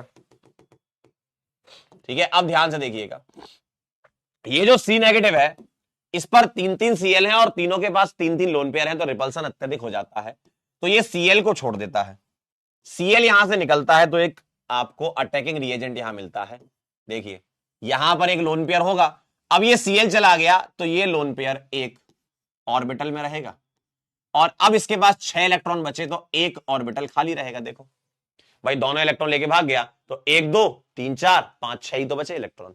इसको बोलते हैं DCC, और DCC यानी कि डाइक्लोरोकार्बिन, जो कि इस रिएक्शन का अटैकिंग रिएजेंट या इलेक्ट्रोफाइल है, डाइक्लोरोकार्बिन, कार्बिन, कार्बिन, डाइक्लोरोकार्बिन बनता है यहां पर। ठीक है, अब मुझे एक बात बताओ, तुम्हें यह भी तो पता है कि फिनॉल जो होता है वो बेसिक मीडियम में, देखो एक रिएक्शन तो इसकी ये चल रही है, एक रिएक्शन ये चलेगी कि फिनॉल बेसिक मीडियम में रिएक्ट करके सॉल्ट बना लेगा, सही बात है, सॉल्ट बना लेगा, ये रिएक्शन भी हो जाती है, बिल्कुल सही बात है जी। देखिए O माइनस K प्लस और पानी निकल जाएगा।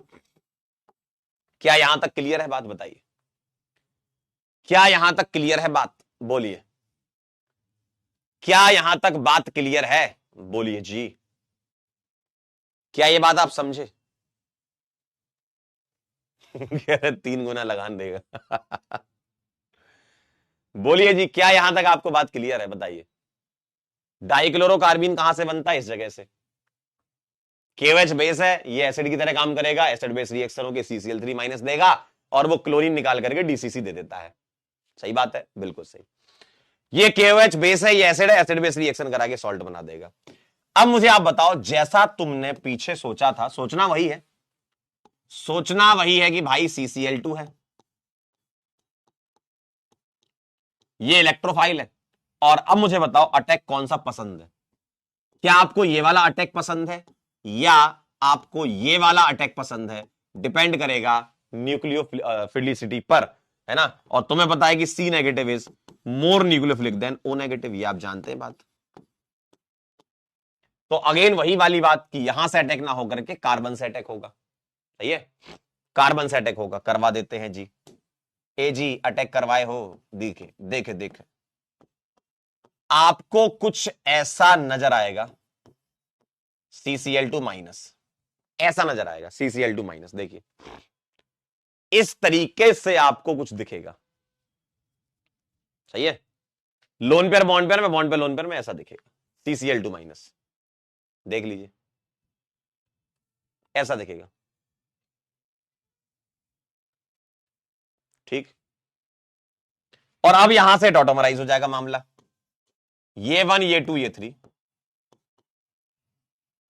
यहां से H इधर ये इधर, और टॉटोमराइज करने के बाद आपको ऐसा दिखेगा, OH और CCl2 माइनस। देखिए अब यहां पर क्या होगा, ये C नेगेटिव बोलेगा भाई एक काम करो, ऑक्सीजन से भीख मांगेगा, मेरे को H दे दो। क्यों? तुम्हारे ऊपर नेगेटिव ज्यादा स्टेबल है कंपेरिजन टू मेरे ऊपर। O नेगेटिव ज्यादा स्टेबल होता है C नेगेटिव से, तो ये CCl2 नेगेटिव यहां से H प्लस लेकर के एनायन बना देगा ऐसा। और ये एनसीईआरटी में लिखा हुआ है कि ये वाला इंटरमीडिएट होता है। ठीक है, के होगा या Na होगा, दोनों होंगे चलेगा, कोई दिक्कत नहीं है ना। इसको बोलते हैं सब्स्टिट्यूटेड बेंजाल क्लोराइड, है ना।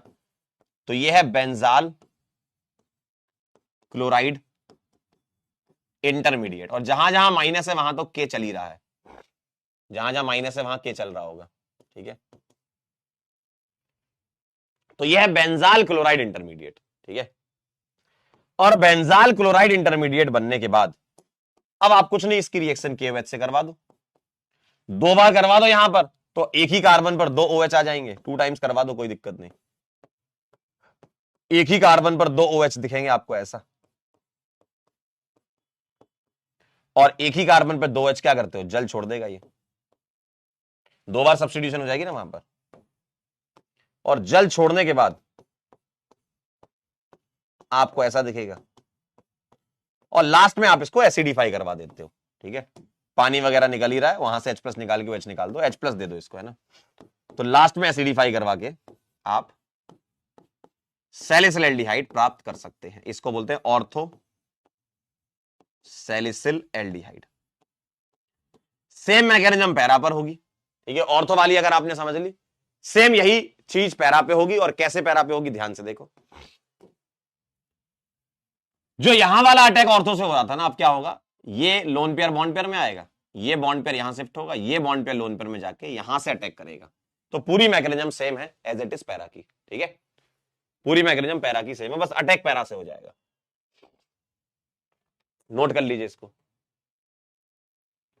नोट कर लीजिए इसको। इस मैकेनिज्म में क्या इंपॉर्टेंट है, इंपॉर्टेंट में यह है कि भाई अटैकिंग रिएजेंट क्या होता है, इलेक्ट्रोफाइल क्या होता है, तो डाइक्लोरोकार्बिन होता है। इंटरमीडिएट क्या बनता है, तो बीच का कोई भी स्टेप इंटरमीडिएट हो सकता है, लेकिन आपसे पूछेंगे तो बेंजाल क्लोराइड इंटरमीडिएट ध्यान रखिएगा। ठीक है, benzal chloride intermediate, benzal chloride intermediate ध्यान रखिएगा, वो पूछ सकते हैं आपसे पेपर में। के की जगह Na भी कर दो तब भी पूरी कहानी सेम है।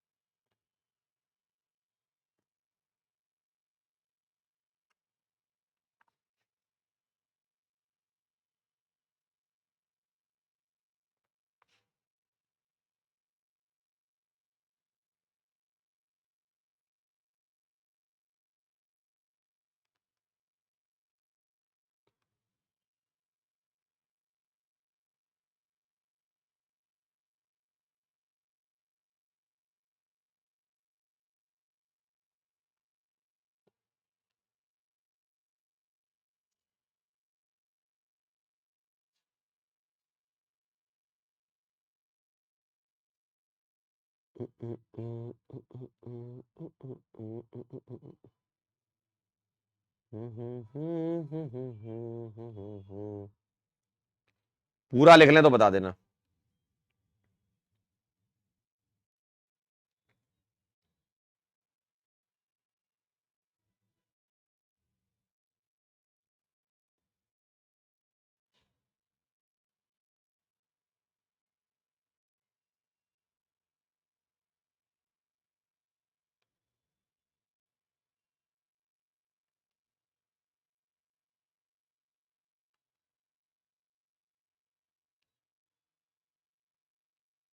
हो जाए तो सूचित करिएगा।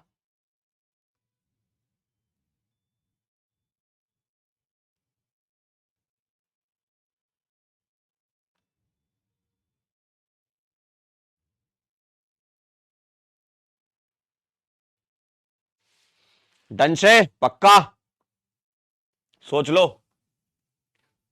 कह रहे फोर्थ स्टेप बताइए, तो पहला, दूसरा, तीसरा, चौथा। देखो ये जो C नेगेटिव है यहां से H प्लस लेकर के ये CHCl2, ऐसा क्यों हो रहा है?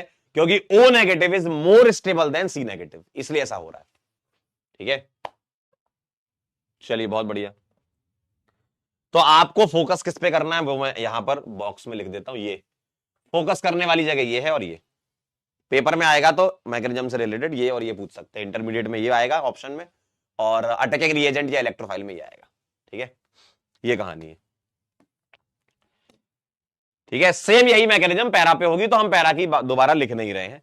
अब मेरी बात को ध्यान से सुनिएगा कि रायमर डीमन का एक एक्सटेंशन ये भी होता है कि अगर तुम्हें CHCl3 की जगह CCl4 दे दिया जाए, CHCl3 की जगह CCl4 दे दिया जाए, और यहां चाहे KOH ले लो चाहे NMH ले लो, तो यहां दोनों प्रोडक्ट बनते हैं। एक बनता है ऑर्थोसैलिसिलिक एसिड, ठीक है, ये भी राइमोटिवन ही होती है, और ये बनता है पैरासैलिसिलिक एसिड। तो ये एक्सटेंशन ऑफ राइमोटिवन आप इसको कह सकते हो। ठीक है, एक्सटेंशन ऑफ RTR, राइमोटिवन रिएक्शन। ठीक है, तो अगर तुम CCl4 ले लोगे तो सैलिसिलिक एसिड बनने लगेगा। ठीक है, सैलिसिलिक एसिड बनने लगा, ये ऑर्थो है ये पैरा है, दोनों ही बनेंगे। ठीक है, मेजर बोलना है ऑर्थो मेजर, हाइड्रोजन बॉन्डिंग की वैसे कह सकते हो, माइनर वाला पैरा, राइमोटिवन रिएक्शन में ऑर्थो मेजर। समझे बात? इसकी मैकेनिज्म काम की नहीं है, लेकिन एक बार मैं आपको जस्ट दिखा रहा हूं कि कैसे होता है, क्योंकि यहां पर कार्बीन नहीं बनेगी। क्यों नहीं बनेगी? क्योंकि H नहीं है यहां पर। तो सर कैसे होगा, आइए देखते हैं जरा एक बार। आपको ये तो पता है ना कि यहां पर फिनॉक्साइड आयन बनता है, यहां से तो जानते हो आप, नोट नहीं करना, बस एक बार देख लो। यहां कार्बीन नहीं बनती, ये CCl4 खुद काम करता है इलेक्ट्रोफाइल की तरह। देखो, तो लोन पेयर बॉन्ड पेयर में कन्वर्ट होके, बॉन्ड पेयर लोन पेयर में कन्वर्ट होके यहां से अटैक होगा और एक Cl निकल जाएगा। तो आपको यहां ऐसा दिखेगा, इधर आएगा CCl3 और ये हो जाएगा टॉटोमराइज, तो आपको ऐसा दिखेगा।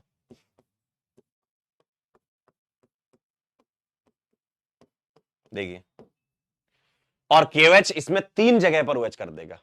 देखिए, अब CCl3 है ना, तो KOH यहां पर 3 बार OH लगा देगा और 2 OH से क्या निकल जाएगा? देखो, KOH क्या करेगा, यहां 3 बार लगा देगा, 3 बार। और एक चीज ये भी होगी कि KOH यहां एसिड बेस भी करेगा, तो यहां 4 मोल KOH होंगे, यहां एसिड बेस करेगा सबसे पहले, एसिड बेस तो फास्ट होती है, और CCl3 में 3 बार OH लगा देगा, तो टोटल 4 यूज होंगे यहां पर KOH। ठीक है, और ये बना लेगा आपके सामने ऐसा, और लास्ट में आपको एसिडिफाई करवाना होगा। ठीक है, सेम यही मैकेनिज्म पैरा पर होगी।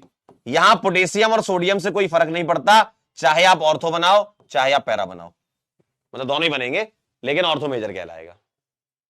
देखो आप ध्यान से देखो, यहां H नहीं था तो कार्बिन तो बनी नहीं पाएगी, CCl4 है ये तो फिनॉक्साइड आयन डायरेक्टली अटैक करेगा CCl4 पर। CCl4 स्वयं इलेक्ट्रोफाइल की तरह काम करेगा। ठीक है, CCl4 की जगह CBr4 यूज कर लेना, बिल्कुल कर सकते हो, कोई दिक्कत नहीं है, लेकिन तुम्हें दिखेगा, अगर दिखा तो CCl4 दिखेगा। ठीक है, ठीक है बेटा, RTR का मतलब RTR, राइमोटिवन रिएक्शन, इसको लिखने की जरूरत नहीं, बस दिखा दिया मैंने आपको, ये ध्यान रखना। ठीक है, लिखने की जरूरत नहीं है, ये एक बार दिखा दिया कि कैसे ये बनता होगा। जैसे ऑर्थो बना है वैसे ही पैरा बनता है। ठीक, अब आपके दिमाग में एक बात आ रही थी पुरानी वाली, क्या कि सर यहां पर वो चीलेट वीलेट जैसा खेल नहीं होता। आप तो राइमोटिवन रिएक्शन में ये कह रहे हो कि चाहे पोटेशियम ले लो चाहे तुम सोडियम ले लो, कुछ भी ले लो, बनेंगे दोनों और ऑलवेज ऑर्थो मेजर रहेगा हाइड्रोजन बॉन्डिंग की वजह से। ये बात बोली मैंने। कॉलेज में तो आपने ये नहीं बोला था, कॉलेज में तो आप कह रहे थे कि सोडियम लोगे तो ऑर्थो बनेगा, पोटेशियम लोगे तो पैरा बनेगा। एक्चुअली में यहां पर समस्या क्या है, अगर आप राइमोटिवन की मैकेनिज्म को ध्यान से देखें, तो यहां पर जो चीलेट बनता है वो 6 मेंबर चीलेट नहीं बनता, और 6 मेंबर चीलेट स्टेबिलिटी देता है। ठीक है, तो यहां अगर आप चीलेट सोचते हो राइमोटिवन में, तो 1 2 3 4 और K प्लस अगर यहां लगाते हो मान लो आप, तो यहां पर चीलेट 5 का बनेगा। 6 मेंबर बनना चाहिए, ऑल्दो 5 और 6 दोनों ही स्टेबल होते हैं, लेकिन जो स्टेबिलिटी का क्राइटेरिया है वो है 6 मेंबर। ठीक है, 6 मेंबर चीलेट बनना चाहिए था, जो कि यहां नहीं बन रहा है, इसलिए यहां पर ऐसी कुछ बात है नहीं। समझे? वहां 6 मेंबर चीलेट बन रहा था, चेक कर लो आप, पीछे लिखा हुआ है आपके, ठीक है। तो 6 मेंबर चीलेट ही स्टेबिलिटी को ज्यादा बढ़ाता है, और इतना बढ़ाता है कि वो उसी पाथ से जाता है, ठीक है।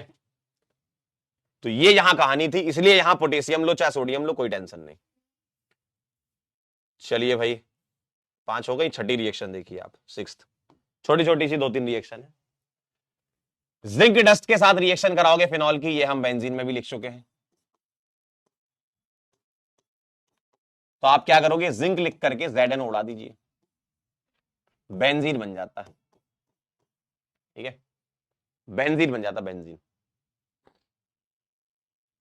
ठीक है। और एक रिएक्शन ये है, ऑक्सीडेशन ऑफ फिनॉल। आप Na2Cr2O7 ले लो या एयर ले लो, फिनॉल ऑन ऑक्सीडेशन, डायरेक्ट ध्यान रखनी है ये, Na2Cr2O7 या फिर एयर ले लोगे तब भी आपका क्विनोन बनेंगे। पिंक कलर के कंपाउंड होते हैं ये ले लो या फिर एयर में, तो ये पैराबेंजोक्विनोन बन जाएंगे, ठीक है। कलर्ड कंपाउंड होते हैं, पैराबेंजोक्विनोन बोलते हैं इसको। तो ऑटोमेरिज्म एग्जिबिट नहीं करता, ये सवाल आ सकता है, पैराबेंजोक्विनोन, ठीक है। तो ये थी आपकी कहानी। अब हम करेंगे सवाल, आने वाले 15 मिनट जोरदार सवाल, आपको आंसर बताना है। जागृति बेटा, पैरा वाला ऑर्थो जैसे ही है, जैसा आपने ऑर्थो किया था वैसे ही पैरा पे अटैक करा दो, उसमें क्या है, टॉटोमराइज करा देना,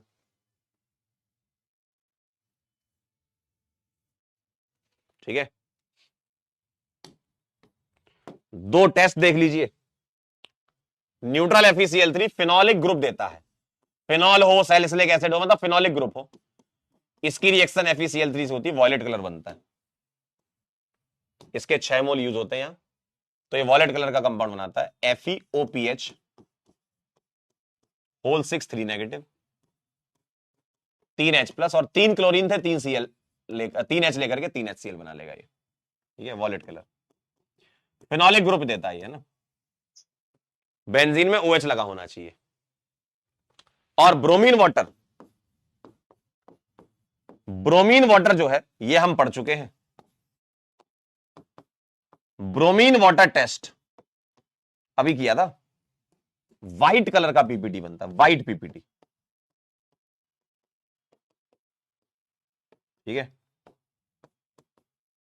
ट्राइब्रोमो व्हाइट पीपीटी। चलिए लिख ले तो बता देना, 1 मिनट का समय, फटाक से लिख लो। योप्स लिख लो तो सूचित कर दो मुझको।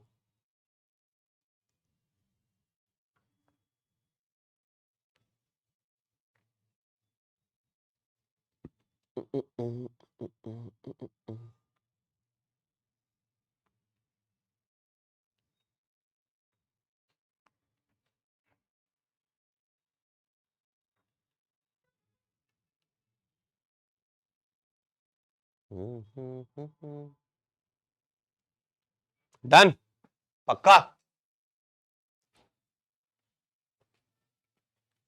पाका, चला जाए।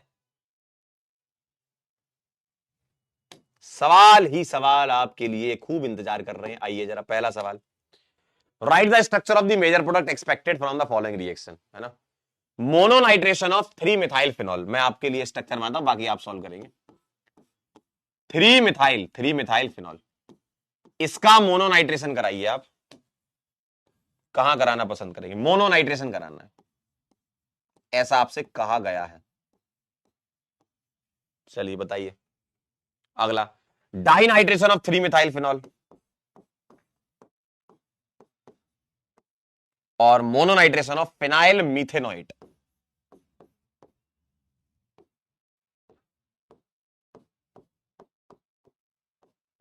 फिनाइल मीथेनोइट, बताइएगा, मोनो इसका, डाई इसका।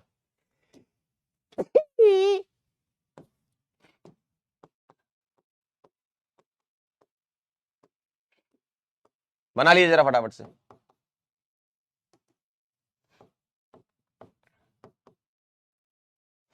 मोनो, एक लगाना है, कहां लगाएंगे? पहले वाले में। अब थोड़ा ध्यान देना ओ अंकल, ओ अंकल थोड़ा ध्यान देना, थोड़ा ए वाले में थोड़ा ध्यान देना, मोनो बनाना है। बोलो, इस OH की बात मानेगा? क्योंकि OH और मिथाइल में OH प्लस एम स्ट्रॉन्ग होता है, OH और मिथाइल में OH स्ट्रॉन्ग प्लस एम होता है, तो इस OH की बात मानेगा ये NO2 प्लस। तो मेरे पास 3 चॉइस है, बता इन 3 चॉइस में सबसे बढ़िया चॉइस कौन सी है? ये वाली। क्यों? यहां से तो स्टेरिक हिंड्रेंस मिलेगी NO2 को, है ना? तो ये वाली चॉइस बढ़िया है, स्टेरिक हिंड्रेंस मिलेगी ना वहां से तो। और यहां बढ़िया भी है, हाइड्रोजन बॉन्डिंग भी खेल सकता है तो। ठीक है, ये कहानी है। अगला डाई कराना है, तो यहां तो आप करा ही रहे थे, और दूसरी चॉइस कौन सी ले लो आप? देखो डाई में 3 चॉइस थी, एक ये ले लो, एक ये ले लो, बीच में यहां मत फंसाओ। ठीक है, ऐसा इसलिए क्योंकि लगातार फिर ऑर्थो पे आ जाएंगे तो फिर स्टेरिक हिंड्रेंस लगने लगेगी। तो आपने एक को तो हाइड्रोजन बॉन्डिंग से कर दिया, देखो हाइड्रोजन बॉन्डिंग कर रहा है यहां, और एक को आप यहां ले लीजिए। अगर आप यहां ले लेंगे तो चारों लगातार ग्रुप ऑर्थो पोजीशन पर आ जाएंगे, दिक्कत है ना? स्टेरिक हिंड्रेंस मिलेगी उसको। तो ये हो गया। मोनो नाइट्रेशन कराना है, इसके पैरा पर करा दीजिए, तो OC double bond OH, para पर NO2 लगा दीजिएगा, ये। ठीक है, ये कहानी है। बना लिए होंगे वैसे आपने, बना लिए होंगे। अगर कभी कोई ग्रुप, एक ग्रुप अगर ऑर्थो पे जा रहा है तो फिर दूसरा अगर कराओगे तो फिर पैरा पर जाएगा, स्टेरिक हिंड्रेंस की वजह से। ठीक है, अगला सवाल करिए। Phenol can be distinguish from ethanol by the reaction with. 45 seconds के अंदर आप कर सकते हैं ये, बोलिए क्या कहना चाहते हो मुझसे आप?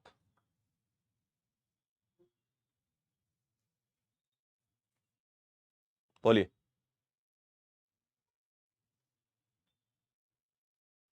मेटा पर क्यों जाएगा पगलो? जब ग्रुप ही प्लस एम लगाए तो ऑर्थो पैरा पे जाएगा, मेटा पे क्यों भेजोगे? ग्रुप प्लस एम लगे हुए तीनों में पीछे। ब्रोमीन वाटर टेस्ट और न्यूट्रल FeCl3 टेस्ट, यानी कि डी आएगा, दोनों ही होते हैं ये, है ना? फिनॉल को जो अल्कोहल से डिस्टिंग्विश करते हैं।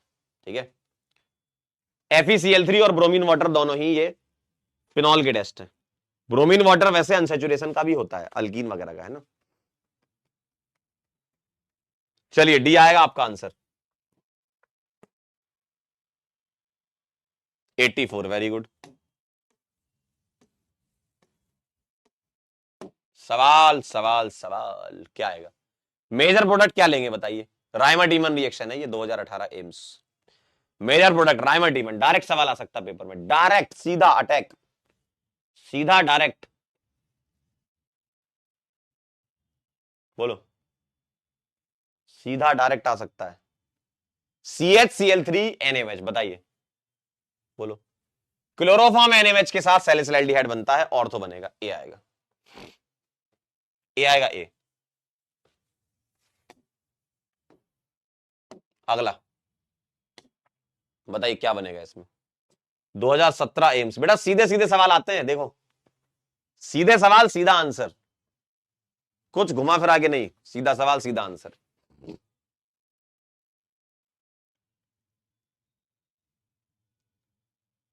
आप लास्ट 10 ईयर के PYQ उठा के देखोगे, डायरेक्ट मिलेंगे आपको सीधे। बस आपको बार बार रिवीजन करना, दिमाग में चीजें बिठानी है बस, जो कि आप लोग आजकल लगातार करते ही जा रहे हो। बोला जी।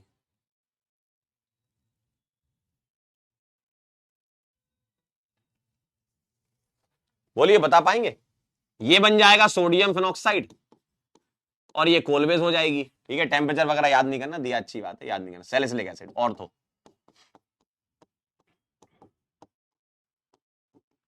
ठीक है, सैलिसिलिक एसिड, डी आएगा।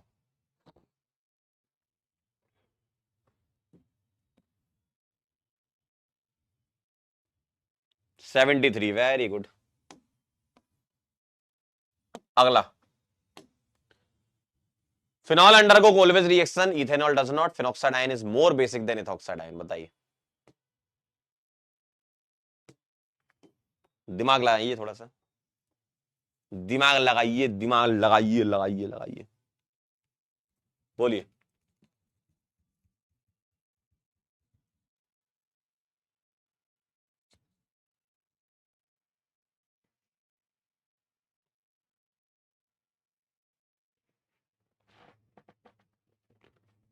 बोलिए क्या कह रहे हैं आप।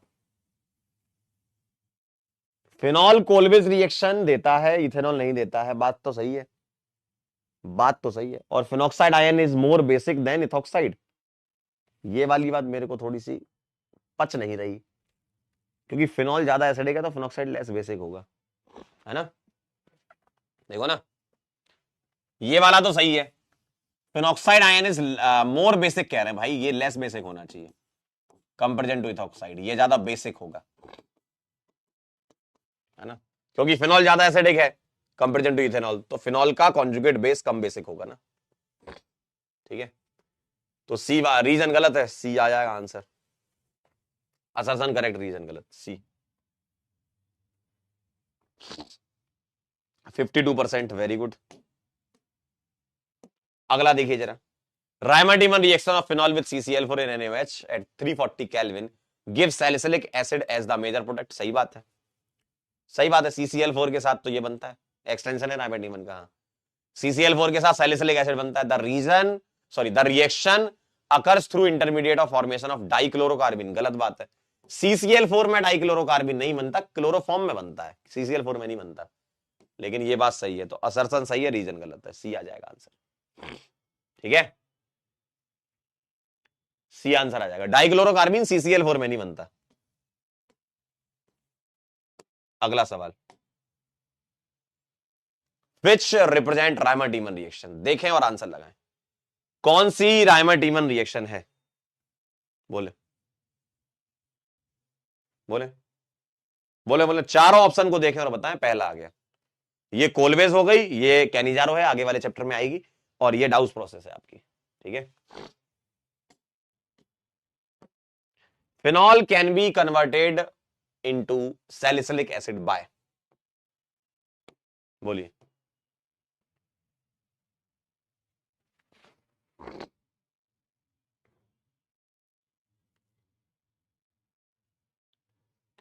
बोलिए, phenol can be converted into salicylic acid by, पहली इटार्ड रिएक्शन है, इटार्ड रिएक्शन तो टॉलुएन से बेंजाल्डिहाइड बनाता है, ये आपकी एल्डिहाइड कीटोन कार्बोक्सिलिक एसिड में आएगी, ये तो नहीं है। अब ये दोनों बचे हैं, क्या ये देता है, क्या ये देता है, क्या दोनों देते हैं, बोले बोले, कोलवेज से तो बनता ही है, CCl4 से भी बनता है सैलिसिलिक एसिड, यानी कि डी आंसर आ जाएगा, बोथ बी एंड सी, है ना, both B and C, D आ जाएगा आंसर, क्लियर है एकदम, डी लगाएंगे ना आप phenol with CCl4 Reimer Tiemann reaction का एक्सटेंशन है ये CCl4, है ना, डी आएगा। 79, वेरी गुड। अगला देखिए, which of the following compound will not undergo Reimer Tiemann reaction, Reimer Tiemann reaction तो फिनॉल देता है, बेंजाल्डिहाइड, बेंजीन, नाइट्रोबेंजीन तो नहीं देते, ऑल ऑफ दीज आ जाएगा, है ना, देख लो एक बार, आप पढ़ लो, सही ना, आसान सवाल है, तो फिनॉल देता है ना, ये थोड़ी देता है। इलेक्ट्रोफाइल राइमाटिमन में क्या होता है, CCl3 माइनस, CH2Cl2, CHCl3 या CCl2, बताइए। इलेक्ट्रोफाइल इन राइमाटिमन रिएक्शन क्या होता है, इलेक्ट्रोफाइल राइमाटिमन में डाई क्लोरोकार्बिन, DCC, डी आ जाएगा। अगला, in Reimer Tiemann reaction molecular weight of phenol increases by, देखिए, आप चाहे तुम ऑर्थो ले लो चाहे पैरा ले लो, मैं मेजर लेके समझा देता हूं। इनका कहना है कि फिनॉल का मॉलिक्यूलर वेट इंक्रीज हो जाता है, ध्यान से देखिएगा, क्या आता है यहां पर, CHO, तो मुझे एक बात बताओ, यहां से H हट करके CHO आ रहा है, H हटा CHO आया, यानी कि ओवरऑल क्या आया, CO आया ना, ओवरऑल तो CO का मॉलिक्यूलर वेट ऐड हुआ ना, तो 12 + 16 28 आंसर आ जाएगा, सही ना भाई, H हटकर CHO आ रहा है, तो ओवरऑल तो CO जुड़ रहा है ना एक तरीके से, तो मॉलिक्यूलर वेट कितना बढ़ेगा, 28। अगला सवाल, बताइए क्या बनेगा प्रोडक्ट, अब ध्यान से देखें, गौर से देखें, इन्होंने पैरा बुक कर दी, देखो इन्होंने पैरा बुक कर दी, पहले से किसी को बिठा दिया, इन्होंने पैरा बुक कर दी, तो अब पैरा पर नहीं बनेगा CHO, क्योंकि ऑलरेडी ग्रुप है। तो कहां बनेगा, ऑर्थो पे बना दो, चाहे यहां कर दो चाहे यहां करो, बात बराबर है, यानी कि ए आंसर आ जाएगा। पैरा बुक कर दी ना, तो ऑर्थो वाला बना देंगे। ठीक है, अगला देखिए जरा।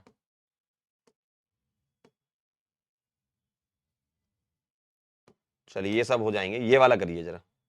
अच्छा ये भी कर लिया वैसे अपन ने, बस हो गया और क्या। हाँ ये वाला एक सवाल रह गया था, इसको कर लो। Phenol do not react with, बताओ।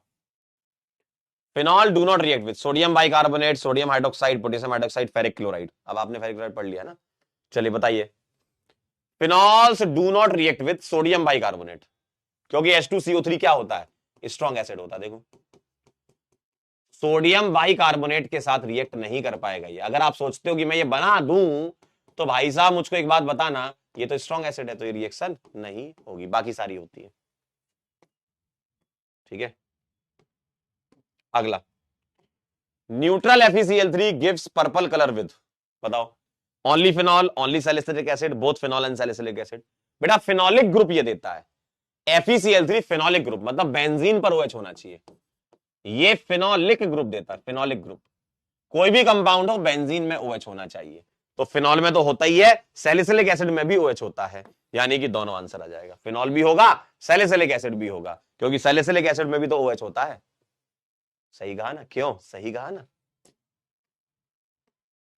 अगला देखिए, phenol on treatment with dilute HNO3 क्या देता है, बताओ। डाइल्यूट HNO3, डाइल्यूट मतलब मोनोनाइट्रेशन, डाइल्यूट मतलब मोनोनाइट्रेशन, मोनोनाइट्रेशन यानी कि ऑर्थो एंड पैरा नाइट्रोफिनॉल। बताइए। Phenol gives Reimer Tiemann reaction with chloroform, CCl4, CHCl3 and CCl4, और दिस। बेटा दोनों, CHCl3 से भी राइमाटीमन होता है, CCl4 एक्सटेंशन है राइमाटीमन का। अगला, Kolbe's reaction consist in obtaining anisole from phenol, गलत बात। सैलिसिलएल्डिहाइड फ्रॉम फिनॉल, गलत बात। Salicylic acid from sodium phenate and CO2, बिल्कुल सही। सोडियम फिनॉक्साइड को सोडियम फिनेट कह रहे हैं, है ना, बिल्कुल सही बात है, बिल्कुल सही बात है। ये कह रहे हैं salicylic acid from phenol and CO2, नहीं, एसिडिफिकेशन तो करा ही नहीं यहां पर।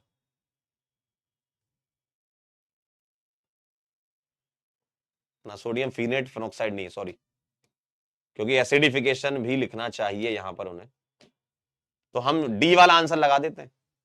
फिनॉल की CO2 के साथ सैलिसिलिक एसिड में, क्योंकि सोडियम फिनेट फिर वो नहीं होगा, फिनॉक्साइड अलग होगा, हाँ डी आएगा।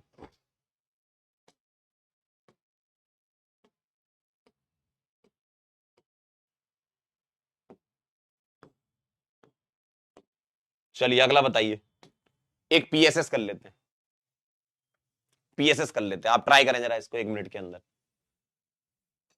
1 मिनट के अंदर ट्राई करें आप, 1 मिनट के अंदर आप ट्राई करिएगा फटाक से।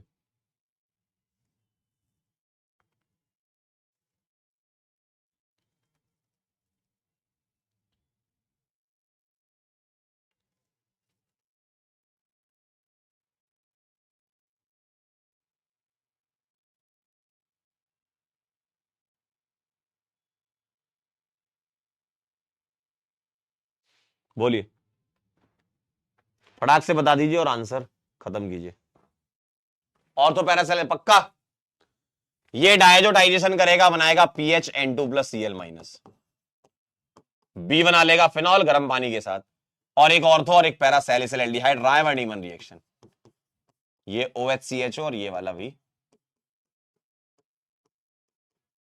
ये पैरा बोल दो, कुछ नहीं लिखा तो कोई और तो कोई पैरा। ठीक है, चलिए भाई, अब हम चलेंगे, कहां चलेंगे, कहां चलेंगे, कहां चलेंगे, एक और सवाल करेंगे। बोलिए। डाइल्यूट HNO3 A+B, और B का ऑक्सीडेशन कराया HNO3 में C+D, नहीं, मेरे ख्याल से उल्टा लिखा है। डाइल्यूट HNO3, फिर ये ऑक्सीडेशन, इसको हटाइए, आप इतना ही करिए, क्योंकि अलग से नाइट्रेशन थोड़ी कराओगे। चलिए डाइल्यूट HNO3 कराइए, वो मतलब ओवरऑल पिक्रिक एसिड कहना चाह रहे होंगे, लेकिन वो मत करो, इतना कर लो। डाइल्यूट HNO3 ये बना लेगा ऑर्थोनाइट्रो और पैरानाइट्रो। अब उनका ये कहना है कि दोबारा से करा दो, तो फिर ऑब्वियसली वही बन जाएगा।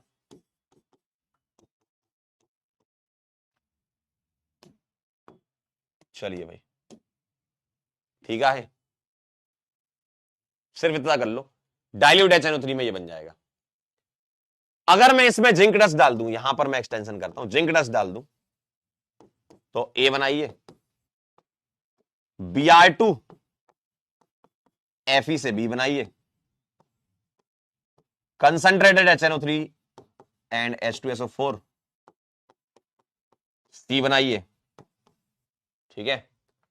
और सी में ऐसा क्या करें कि बी बन जाए, ठीक है। अच्छा ये अलग अलग है, सॉरी सॉरी, एक मिनट, इनको बदल देते ना, एक मिनट, इनको बदल देते हैं। ए हो गया, बी हो गया, इसको सी बोल दो, इसको डी बोल दो, इसको ई बोल दो। ई में ऐसा क्या करें कि आपका बी बन जाए, बोलिए, ई में ऐसा क्या करें कि बी बन जाए, बोलिए। जिंक डस्ट क्या करना चाहिए, बोले। जिंक डस्ट बनाना चाहिए भाई साहब बेंजीन को, ठीक है। Br2Fe क्या करेगा, Br+ ले आएगा, क्या बना लेगा, ब्रोमोबेंजीन बना लेगा, सही बात है। नाइट्रेशन क्या करेगा, NO2+, और ऑलवेज पैरामेजर हेलोएरिन्स में तो ये बनेगा आपका। और अब आप मुझे बताइए क्या करना चाहेंगे, F होना चाहिए NaOH followed by H+, ArSN2 हो जाएगी ना ये, मॉल्टन या फ्यूज्ड NaOH, सही है, फॉलोड बाय H+ ले लीजिए, तो Br हटके OH आ जाएगा, NO2 ग्रुप ऑर्थो और पैरा पे होगा, तो ArSN2 हो जाएगी, ठीक है।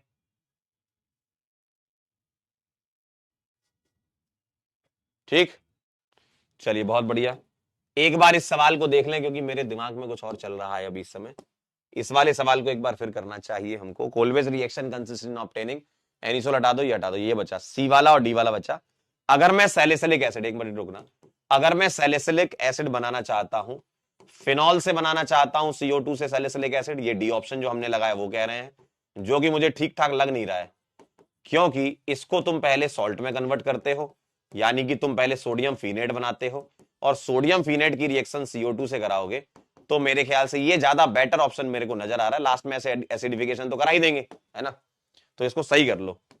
पहले अपन ने सही लगा था, सोडियम फिनेट के साथ रिएक्शन होगी तभी वो CO2 पर अटैक करेगा, O- बॉन्ड पेयर में कन्वर्ट होकर कार्बन से अटैक कराएगा, डायरेक्ट ये अटैक नहीं करता, सोडियम फिनेट से अटैक होता है। सही कर लेना, सी मुझे लग रहा है, ठीक है, ठीक है, सी कर लो इसका, सोडियम फिनेट के थ्रू अटैक होगा, तो ये वाली रिएक्शन ठीक लग रही है कंपेरिजन टू ये, क्योंकि यहां पर अगर तुम इससे डायरेक्ट अटैक कराने की कोशिश करोगे ना, तो यहां प्लस आ जाएगा, H ऑलरेडी है, तो तुमको पहले H हटाना पड़ेगा, ठीक है। चलिए थैंक यू सो मच, अब आपसे मुलाकात करेंगे हम सोमवार। सोमवार को बहुत बढ़िया दिन है ईथर पढ़ने के लिए।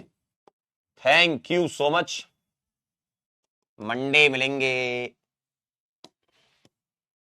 मंडे आपसे मुलाकात होगी, मंडे आपसे मुलाकातें होगी, मुलाकातें।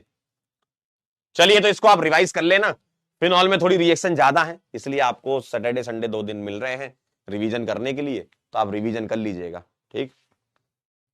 5 लाइनें, 5 लाइनें कहां से लाऊंगा भाई, 5 लाइन, 5 तो नहीं हो पाएगी जी, कुछ 2-3 की बातें करो तो बताओ।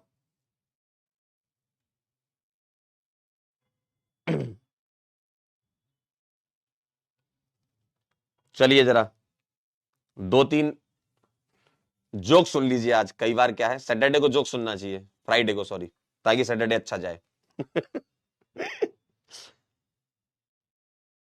ठंड में एक समस्या होती है, ठंड में एक समस्या होती है, छांव में बैठ जाओ तो ठंड लगने लगती है, और धूप में बैठ जाओ तो मोबाइल का डिस्प्ले नहीं दिखता है। ठंड इतनी भयानक लग रही कि हाय बोलो तो चाय सुनाई दे रहा है। एक और सुनो। जिंदगी में टेंशन मेरे पीछे ऐसे पड़ी है जैसे मैं ही उसका पहला प्यार हूं।